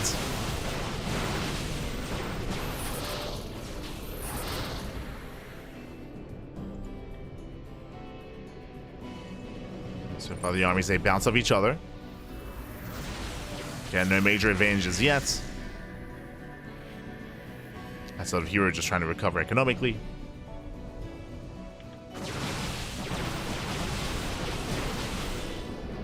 Nice being control. herO tries to punish, unable to. At the same time, it upstays shade into the natural. herO, he was distracted. Probes going down once again.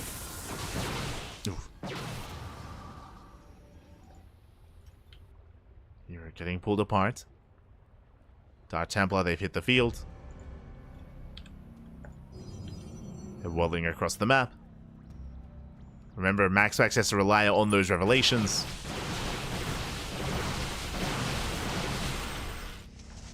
Likewise, MaxPax setting up his own proxy pylons to reinforce.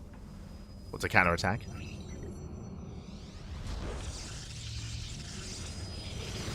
herO, ooh, will take a stasis to the face. Yeah, a little bit late to siege that observer. MaxPax trying to punish, takes down 2 stalkers and the sentries as well. Very nice pickoffs. DTs, though, they have waddled in. We have 1 Dark Templar into the natural. And the others towards the main and towards the third. Probes are going down. Get the revelation, only got 1 Dark Templar. There's the second. Second revelation going up. MaxPax forced to recall, 13 probes going down. Very nice damage. We have a DT fight the main army. Let's go. Does engage with the main army. herO pulls away. We have cannons in production for MaxPax. But here he's doing the damage he was looking for. He's doing well for himself.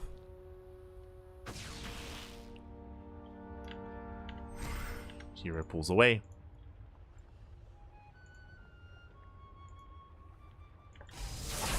And once again, another 3 probe kills. MaxPax is going for his own DT counterattack though. Not bad. Oh, he's getting a lot of damage done. herO, he did leave his probes idle. That was a mistake. Didn't pull away completely. 4th base is denied.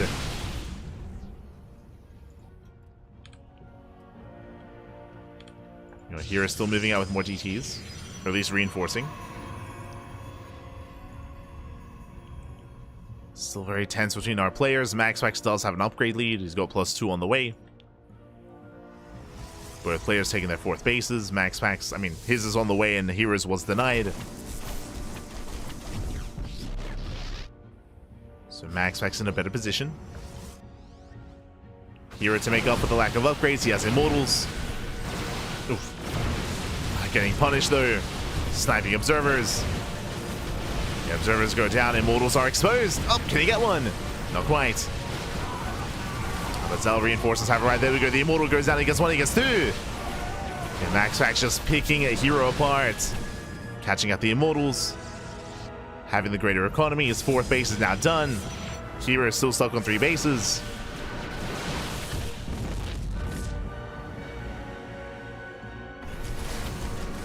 MaxPax, he does try to chase down those Dark Templar. He gets 1. Gets the other as well. And here is just falling behind. He's just falling further behind. He's got Shadow Stride on the way for his Dark Templar, which has potential. Here he does hit the 4th. Getting into the mineral line. Takes down the cannon, takes down a couple of probes. But here he can't afford to lose this army. Oh god. Bleeding out Stalkers. Not like this. DTs, they do take down the cannon. Okay. Cannon goes down. You were trying to get the hell out of there. Likewise, Zealots into the main. And he's doing some damage, but this is still not enough. Like, MaxPax still maintains that economic lead. Hunting down more Dark Templar. And building up a greater army. He has a 50 supply lead. In a mirror matchup, that's where the soup doesn't lie. It's not lying.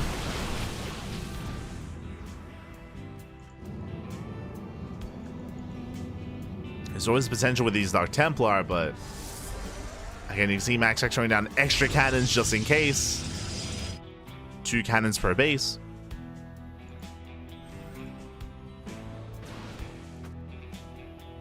MaxPax moving in. Getting a 5th expansion. Diving right into the natural, depowering the production. And we're going for a base trade. I mean, it's the best option here for herO.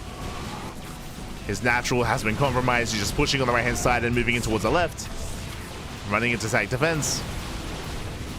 And it's all or nothing for herO, but he's being overwhelmed. He just doesn't have enough. GG gets called, and MaxPax takes game number 1. Whew. GG. Again, MaxPax doing what he does best, dictate the pace of the game. As a reminder, MaxPax, he went for a very greedy opener, and he was able to maintain that economic lead for the most part. There were definitely some good moments for herO here and there when it came to Adept harass and DT harass as well, but for the most part, whenever herO would do some damage, MaxPax would reciprocate, and he would be able to maintain his advantage as a result. So MaxPax, he just snowballed out of control. herO was desperate for damage, and he was throwing away a little supply to make that happen. Wasn't quite worth it in the end. GG. GG, well played. MaxPax does take a lead in the series. And now we are jumping into game 2. And we'll see if MaxPax can extend that lead or if herO fights back. I want to believe he can. I want to believe we can have a back and forth here. But the pressure is on herO.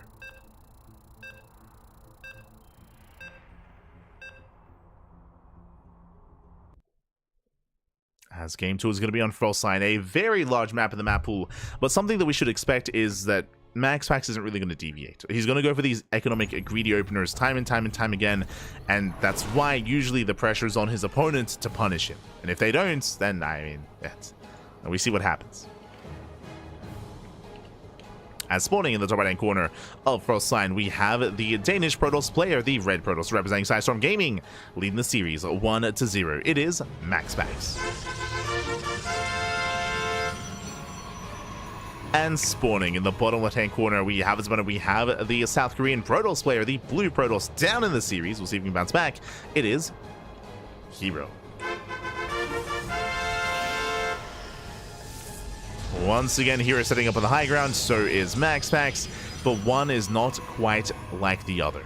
Now, we have seen herO go for Gate Cybercore openers and try to fake MaxPax into Skytoss. We actually have seen herO defeat MaxPax by faking him out, so that is something that is going to be in the back of our minds as well, if we do see mirrored builds. But now MaxPax going for his scout.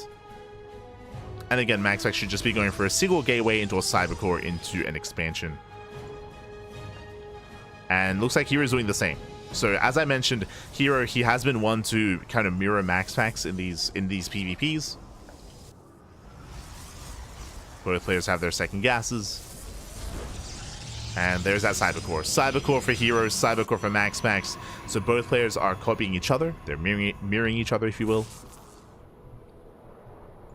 And traditionally, this should lead into Phoenix Wars. This should lead into a Stargate for both players, into a delayed Nexus, into Phoenixes. But as I just mentioned, we have seen herO fake MaxPax out before, so both players have to be on top of each other when it comes to scouting.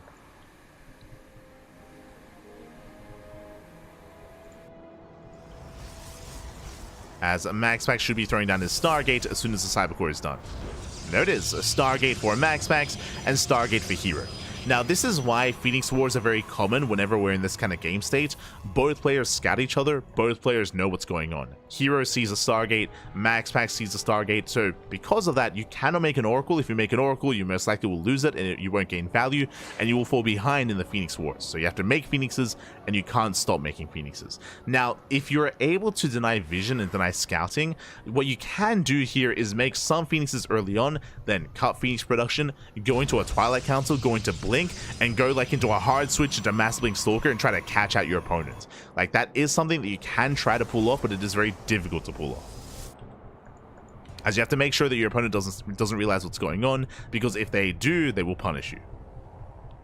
Because then there's going to be a window in time where you have no Blink Stalkers and you have less Phoenixes. So that's traditionally why we should just be embracing Phoenix Wars here. Phoenix Wars, if you're maybe unfamiliar with PvP, is when you start making Phoenixes and you just don't stop, and you just go Mass Phoenix. Just go Mass Phoenix for both players. Because if you stop, you die. There's second Stargate for herO. So herO, he is embracing purely Phoenix production. MaxPax's second Stargate is delayed. I will say that. It is going to be delayed. So there is going to be a period in time when herO gets his second Stargate up and running where he will have the Phoenix advantage over his opponent, and most likely that's when herO wants to strike. Like, again, typically in this kind of dynamic, herO, he is the aggressor. He doesn't really want to go for a longer game state into Mothership, into Carrier, into like pure Sky Toss. If possible, herO wants to end the game early.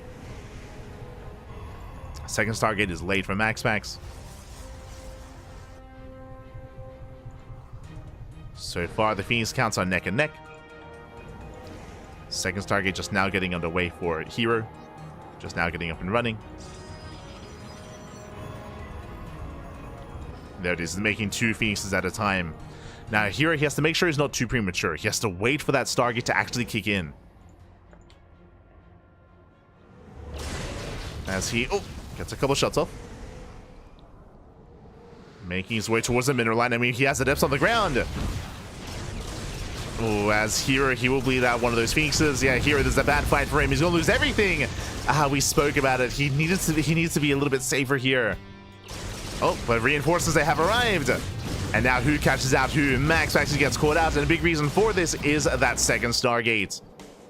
So herO overwhelms, Adepts, they wreak havoc. GG gets called, and in one fell swoop, herO, he ties up the series 1-1. GG. Oh my god, GG will play again. A very tense moment there. herO, he intentionally fought early to try to bait MaxPax to chase him, then he chased him into a greater Phoenix army. Again, because that second Stargate, so just like that, herO, he overwhelms. As all that was happening, of course, the 2 Adepts, they were wreaking havoc, they were killing all the probes at the natural. GG. GG, well played. Before we could really embrace Mass Phoenix, herO, he ended the game then and there, and now we're tied up. Now we're tied up 1-1, and we're going to game 3. We're going to game 3. Whew. And we'll see who takes a lead in the series. Does take a lead.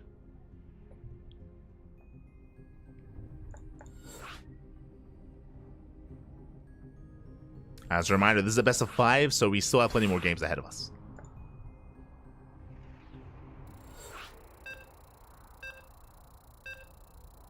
Here we go.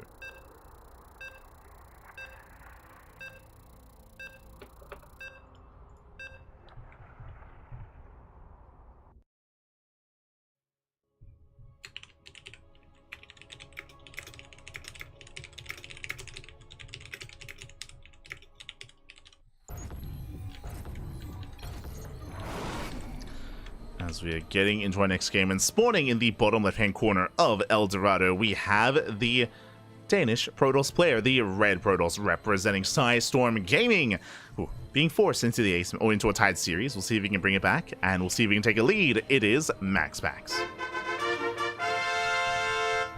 And spawning in the bottom right-hand corner, we have his opponent. We have the blue Protoss player. We have the blue Protoss representing Weibo Gaming, WBG. It is herO.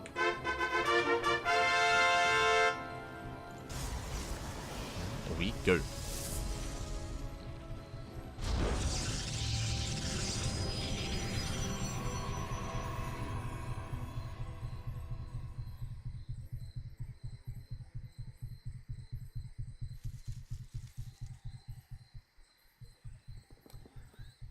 Because herO is going to be moving out. Likewise, so is MaxPax. Once again, we have the same setup here. Once again, we should be getting into a gate, into Cybercore, into expansion. that should be the case for MaxPax. Really, my eyes are going to be on herO. As we saw previously in the previous game, it is on herO to, I feel like, deviate and try to catch MaxPax off guard. We saw, even though both players did mirror each other last game, because of herO's faster Stargate, he was able to catch MaxPax with his pants down. And we'll see if he can do it again. There are the cyber cores. Gases are being taken.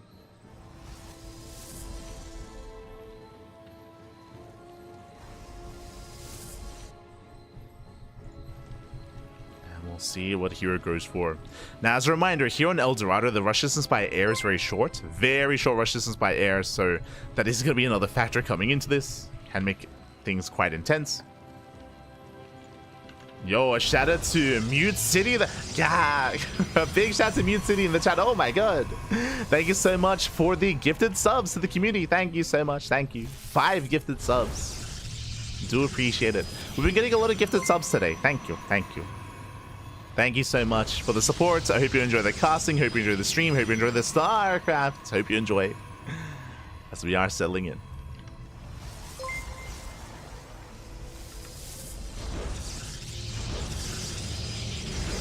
Oh, as we do see a MaxPax setting up here all these shield batteries. His goal here is to try to wreak havoc and try to camp the production. Yeah, he's setting up. We have 3 shield batteries on the way. Zealot has arrived. And MaxPax is rallying across the map. Is rallying across, and if these shield batteries finish, if the Phoenix gets across the map, then MaxPax can camp the production, and he can camp this Stargate, and he can just win the game. So here he's in trouble. He's in a lot of trouble. Shield batteries are done. Oh, they do finish up, and here he doesn't have his own shield batteries. Void Ray is going to be on the way. It's forced out. Phoenixes are rallying across the map, and again, MaxPax, he's going to be fighting this Void Ray with shield battery support. That's the problem here. Is that MaxPax he can just camp the production with shield batteries. Pylons under fire. And I don't know if herO can hold, I'll be honest. Pylon goes down. And he's waiting for that Void Ray. Second pylon's under fire. There we go, Void Ray has arrived. But of course within range of the shield batteries. And we have more Phoenixes on the way. MaxPax, he does pull back. Second Phoenix has arrived. I believe MaxPax should have won the Void Ray. Yep, Void Ray goes down. And MaxPax, he should just be able to snowball from here. He's just perpetually ahead. Just perpetually ahead at this point. Ooh. Yeah, there's just no way for herO to bounce back. Again, in PvP, if you get these 3 shield batteries up and running, like, what can you do? At least if you don't have your own shield batteries. And there we go. GG gets called. MaxPax does take a lead in the series. MaxPax is up 2-1. GG. GG, well played. MaxPax does take a lead. Again, unfortunately, herO, he was unable to stop the shield batteries. He was unable to get his own shield batteries up and running. And as a result, he doesn't... Basically, what that does is that strips away your defender's advantage. Suddenly, you're not safe at home. You're not safe at home. There's all these shield batteries instead in favor of your opponent. And GG. GG, well played. There's just not much that can be done from there. But now we're getting ready here for our next game. We're getting into game number 4. We're going to be loading into one of the newer maps, Starchild. Let's go. Let us go. Getting to Starchild.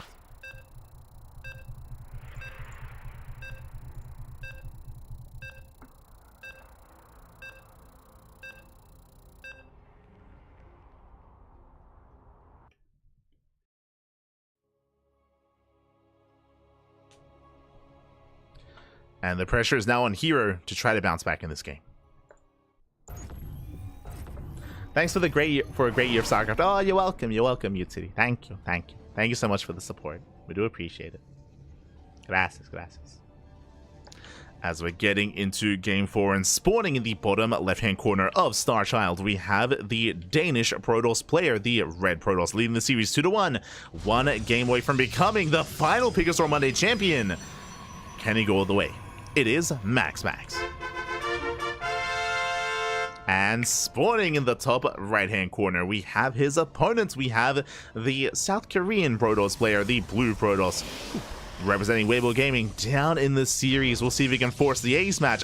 Personally, I would love that. I'd love to see a game 5, but the pressure is on. It is herO.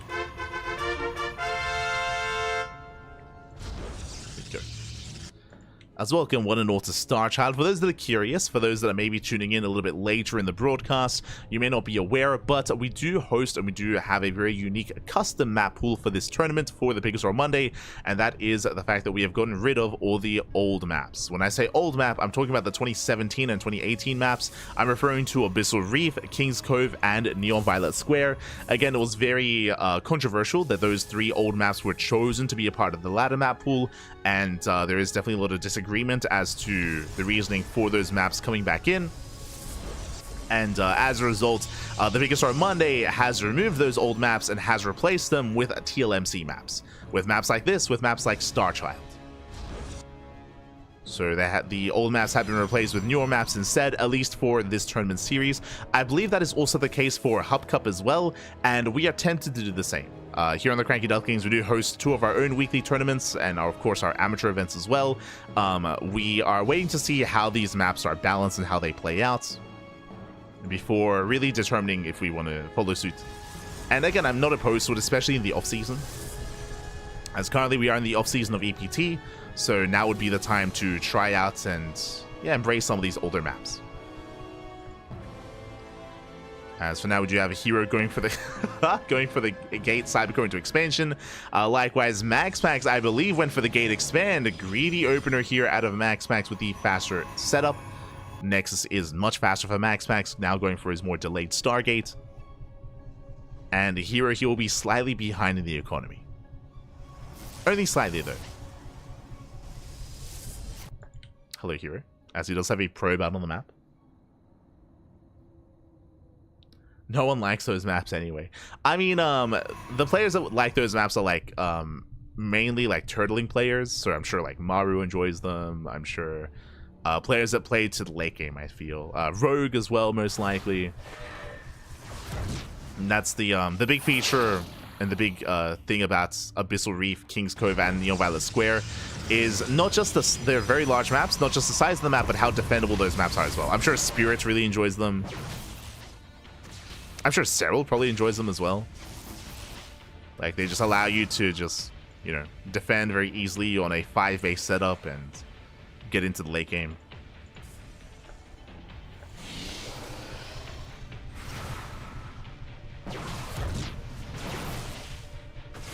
But yeah, we've gotten rid of them here.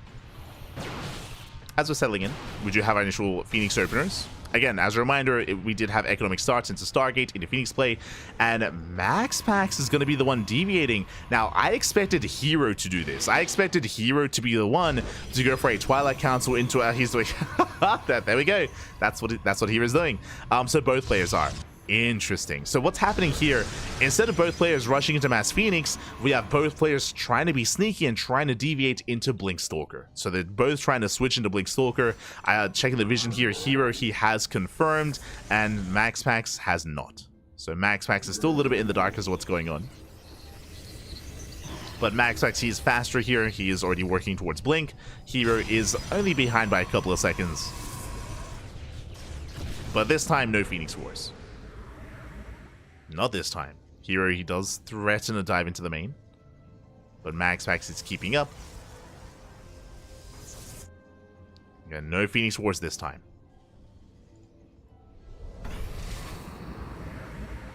Oh no! Oh no, I didn't notice. Apparently, hold on, I'll message him.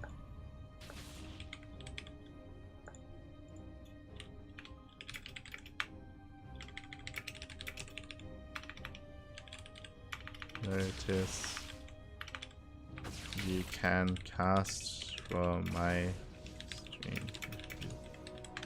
Okay. Just letting Dave know that he can cast from our stream if he wants. But yeah, our bad. I mean, the players, they're so quick to jump into games. They're so quick to jump into lobbies. Feels bad, man. Feels bad. It's okay. Well, it'll be a short game. It'll be fine. It'll be fine. It'll be a short game. As herO is setting up back at home, MaxPax pushing in. Remember, Blink is going to finish slightly faster than MaxPax, but only by a couple of seconds.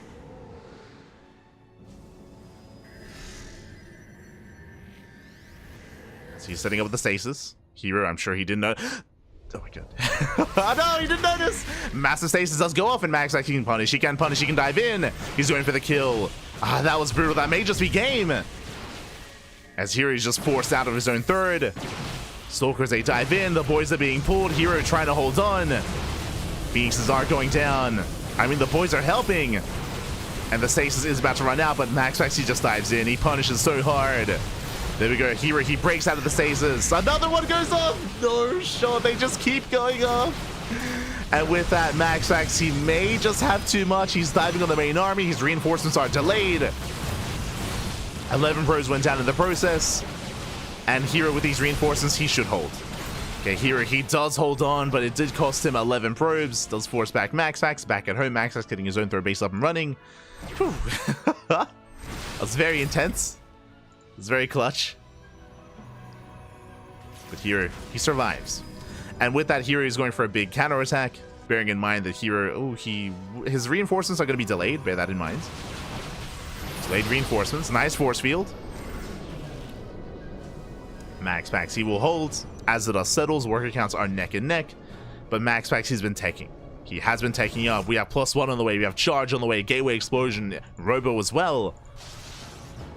So much here getting set up for MaxPax. herO instead, what is he doing? He's taking into a bay into disruptors. Risky. It is a risky maneuver here from herO, working towards disruptors, but I mean, if he can get away with it, he can snowball out of control. As herO, he dives in. herO does have the Stalker lead. Again, MaxPax, he's been intentionally delaying warp-ins in favor of tech, and he gets away with it. So far, he gets away with it. Doesn't get punished too hard. Chasing herO back. Oh. Trading 1 for 1. 1 for 2. MaxPax, he does sneak out across the map. But again, MaxPax is getting a faster 4th base. Again, MaxPax has been skipping warp-ins in favor of production, in favor of tech, in favor of expansions. And now MaxPax can actually start focusing on the army. herO, he rotates. He does come across the 4th. Gonna try to force a cancel. Gets a lot of damage. But alas, MaxPax does hold. Meanwhile, the first disruptor has arrived. And MaxPax is taking it to Archons instead. So technically, as the disruptor count gets higher, even if herO is down in supply, he will have an advantage, or he does have the potential for a greater fight and for better trades. Disruptors, they're very hit and miss, in more ways than one. They can win you the game, or they can lose you the game. Like, it's... So the run by hits the 4th. herO, he's out of position. We can see MaxPax intercepting. Delaying the Stalkers. He does delay. MaxPax, he pulls back. Novas have arrived. Novas go up. Ooh, massive connection. First on the... Oh, no! Oh, jeez. A bit of friendly fire. And MaxPax, he will knock down the expansion. He gets a kill on the 4th at the same time. Massive Zealot warping into the main. MaxPax just pulling herO apart. Remember, initially herO had the bigger army, but that was only because MaxPax was investing into a longer game. We mentioned it. He was expanding. He was throwing down production, investing in upgrades, and now he's just pulling herO apart. He's snowballing out of control. herO is stuck on 3 bases, bleeding out 15 probes. And despite having disruptors, it may just not be enough. As MaxPax, he just keeps warping in, takes down the disruptor. He gets 1, he gets both. Ooh, Nova goes off. Bit of a misclick there from MaxPax. Did target down the wrong disruptor. But despite that, he still takes the fight, takes down 3 disruptors. Pushing further into the main. herO, he does take the fight further towards the south, but he lost his expansion. He lost the 4th base anyway. The damage was done. And herO, he's all in at this point. He's completely all in. He has no longevity in this game. And GG gets called, and MaxPax, he will take the series 3-1, becoming the final PiGosaur Monday champion of 2024. GG.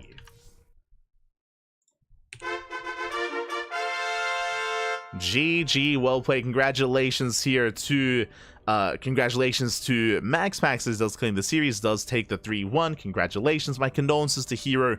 It was an intense back and forth, but again, MaxPax for the most part was able to dictate the pace of the game, was able to get one over on herO. What I did appreciate the most out of MaxPax is that even though time and time again he did open up with an economic greedy opener of a Gate Cyber Expand, we saw in the last 2 games, MaxPax, he was the aggressor. Remember, on El Dorado, MaxPax, he set up the shield batteries. He set up a bunch of shield batteries on the low ground, and he was able to just camp the production and end the game. Same here as well. We saw both MaxPax and herO rush into Blink, right? They started with a Stargate into Phoenix, then they both rushed into Blink Stalkers. So MaxPax, he wasn't one note. He wasn't one note. He was adding a lot of variety to the follow-up of his opener. He was being more aggressive, more assertive, and he takes it. Does take it in the end. GG, well played.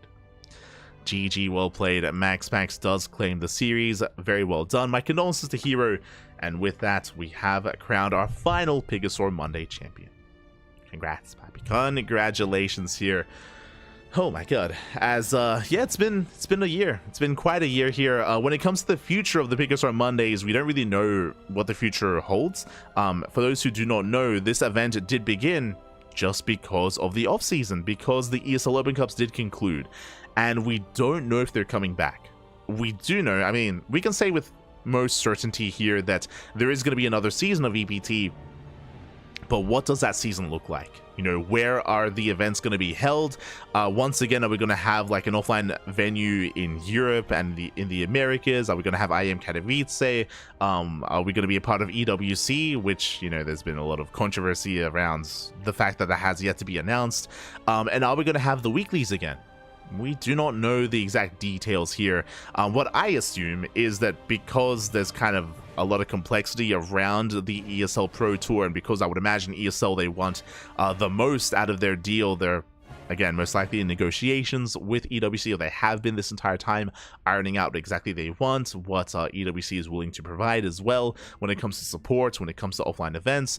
We've spoken about this before, but EWC, they're incentivized to try to force all the offline events to be in Riyadh, to be, you know, at their kind of home venue.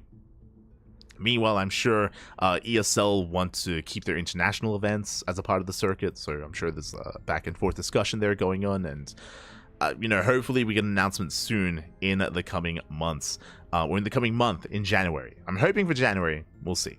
We shall see. When it comes to these open events, I mean, shout out to the community, shout out to the CranKy Ducklings, shout out to Stegosaurus or Proto-Stegosaurus, Pig, Wardy, Steadfast for all stepping up and hosting our own weekly tournaments. Nowadays, the Steadfast Roddy Kalaris Cup is no longer a thing, but that's where Hapsaya stepped in. If you haven't noticed, I believe Hapsaya, he's been hosting a bi-weekly tournament at a better European time on a bi-weekly basis, so he's stepping in as well. Again, a lot of community members have tried to, or have done their best here to step in and fill the shoes of ESL, at least when it comes to the weekly tournaments. But when it comes to the major events, I mean, still yet to be determined. When it comes to what else is happening in StarCraft, I mean, we still have Master Coliseum. Master Coliseum is a big event that has been running for the past couple of weeks and will continue to run into January. So, of course, we still have Master Coliseum. We have the 2024 end of year Liu Cup. The qualifier was yesterday, and I believe there's 2 more qualifiers we will be casting. We'll be casting the qualifiers, we'll be casting the main event as well. So January is packed. If you've seen our schedule, originally I was looking forward to like a light January, but we have like 2 casts a day every day. Like, January is intense when it comes to how much casting we have to do. So a lot of tournaments, a lot of StarCraft in January. Yeah, there's just a lot to get into. So no breaks for us. I think February is going to be a little bit leaner. I think February is going to be a little bit better for us, but January is, yeah, it's stacked full of StarCraft. Jesus. So very busy month for us here on the CranKy Ducklings. If you want to tune into some more CranKy Duckling action, first things first, you can follow us. You can follow us on Twitter, Facebook, Instagram, YouTube, and Discord. All things CranKy Ducklings. We do post whenever we go live. We post whenever we have VODs. And we do stream on multiple channels at once. We stream on Twitch. We stream on YouTube. We stream on Facebook, TikTok, and over on Kick as well. So we have 5 streams going on at once, so plenty of content on your preferred platform, of course. And again, all the VODs are uploaded onto YouTube on a daily basis. There's plenty of VODs on YouTube, so if you miss the VOD, if you miss the stream live, plenty of content on YouTube instead. Our next cast is going to be in 6.5 hours, or basically 6 hours. 6 hours time, we're going to be live with the Duckling Showdown. I'm going to go get some food. I'm going to try to force myself to sleep. I'm going to try and sleep and rest and wake up in time for the next cast. Again, it's going to be in 6 hours. If you're curious, what is the Duckling Showdown? We haven't held a Duckling Showdown in a couple of years. It's been a couple of years since the last Duckling Showdown, but it used to be kind of like an end-of-year wrap-up. We used to have like an end-of-year wrap-up kind of celebration tournament at the end of the year to kind of celebrate the year that we've had, of course.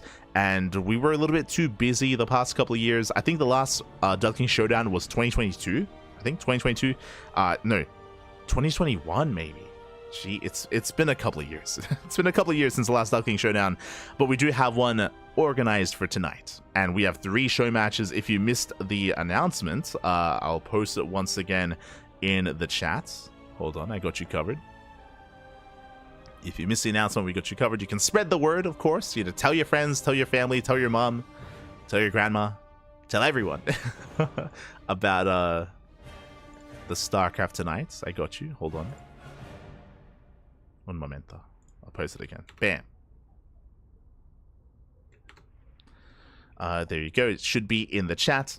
But we have 3 show matches. We have 1 for each region. We have 1 focused on the Korean region, 1 in the European region, and 1 in the Americas region as well. So we have a best of 5 between 3Point and Honmono for StarCraft Evolution. Again, StarCraft Evolution has been a very fun kind of version of StarCraft we've been casting a lot of here on the channel, so we do want to pay homage to StarCraft Evolution here in the Duckling Showdown with our first match, followed by the European match between Jumi and Eva.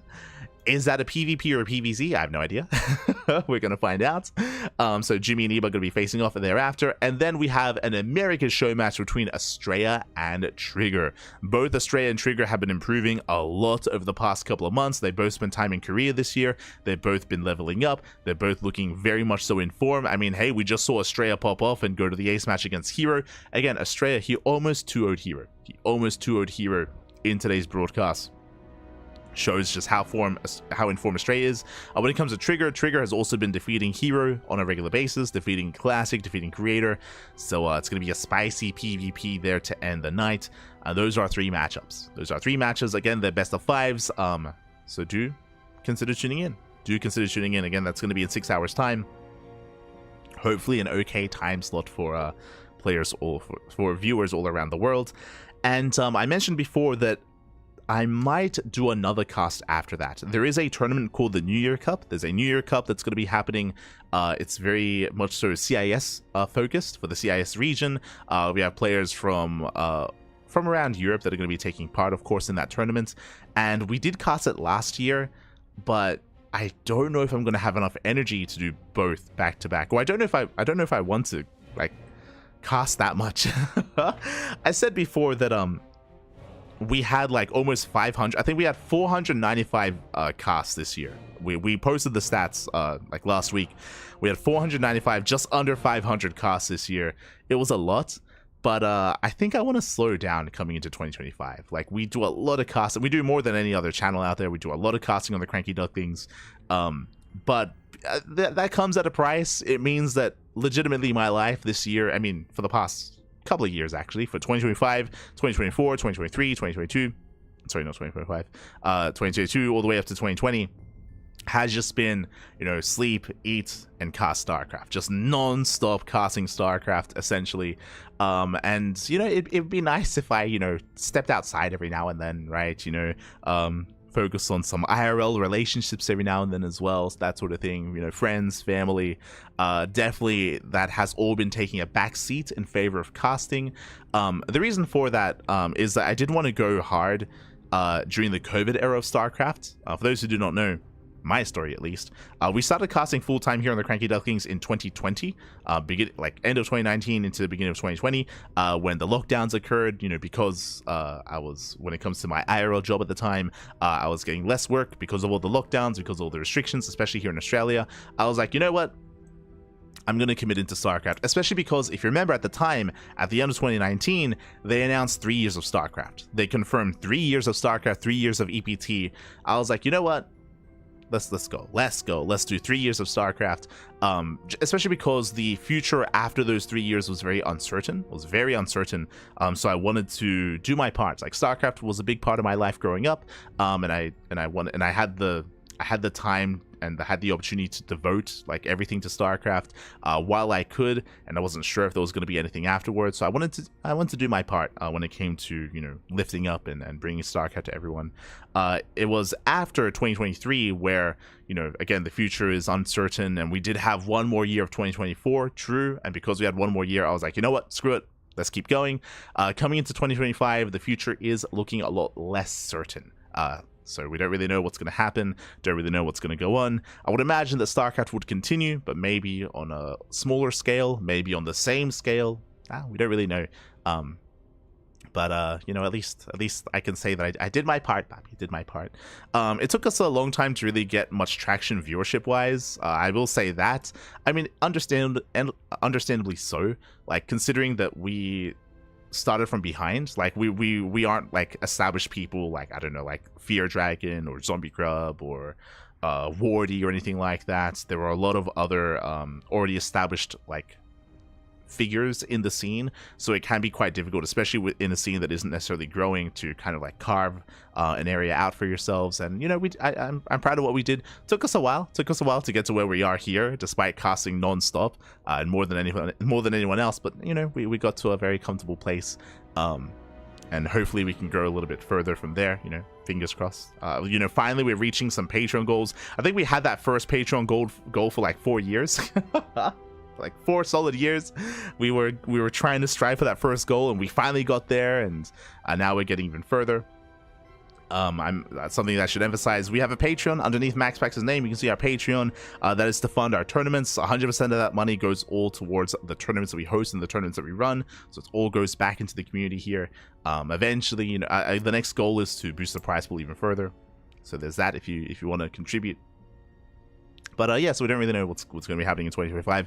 Of course, we're always going to be here casting StarCraft, but I do want to calm things down a little bit, and yeah, just a little bit more. What does that mean? That means instead of casting 2 times a day every day, maybe just once a day. Maybe just once a day, and then we'll have some more time to myself to get other things done in life. So we'll see what happens. Regardless, GG, well played. A happy new year, everyone. Again, we're almost done with 2024. We'll see you guys in 6 hours for some more StarCraft. Otherwise, thank you all for tuning in. Thank you for all the support. We appreciate it, and we'll see you guys either later tonight or tomorrow. I should emphasize as well that tomorrow our next cast is going to be, what are we casting tomorrow? Home Story Cup, that's it. Because we've been so busy, fun fact, for those who don't remember, we were the B stream for Home Story Cup 26 and 25 and 24. we were the B stream for the most recent Home Story Cup. And at the time, there were 3 matches happening at once, and there was a lot of matches in the group stage that never got casted. They never got casted, and I always said I wanna catch up on those replays. But ever since Home Story Cup, we just haven't had time. We just have not had any free room for a replay cast to go over those matches. We do have time tomorrow, January 1st. January 1st, we finally have like some free time to cast and to go over those replays. So Home Story Cup Group A replays. I know that it's a month late. Home Story Cup was beginning of December, and we're going to be casting beginning of January, but it is a month late. But regardless, I do want to go over those while I can. That is going to be the plan tomorrow for January 1st. Likewise, we have Liu Cup, we have some Homeowner versus LATAM matches as well. We have Master Coliseum, OOC Season Championship, plenty of StarCrafts at the end of the year, or coming into January. Balance is important for all things, 100%. Always good to have some balance. Like I also want to, like, you know, start hitting the gym again. I was actually in pretty good shape like pre-COVID, and as I'm sure it is for a lot of people, like once COVID hit, like you know, you stay inside more, you order in more. So I'd like to, you know, work on myself in other ways. Yeah, it's the goal for 2025 at least. But yeah, with that, thanks for watching. Thanks for the support. We do appreciate it. We'll see you guys next time for some more StarCraft. Until then, happy holidays, happy new year. Take care. Take care, everyone. Ciao, papi, ciao. Take care.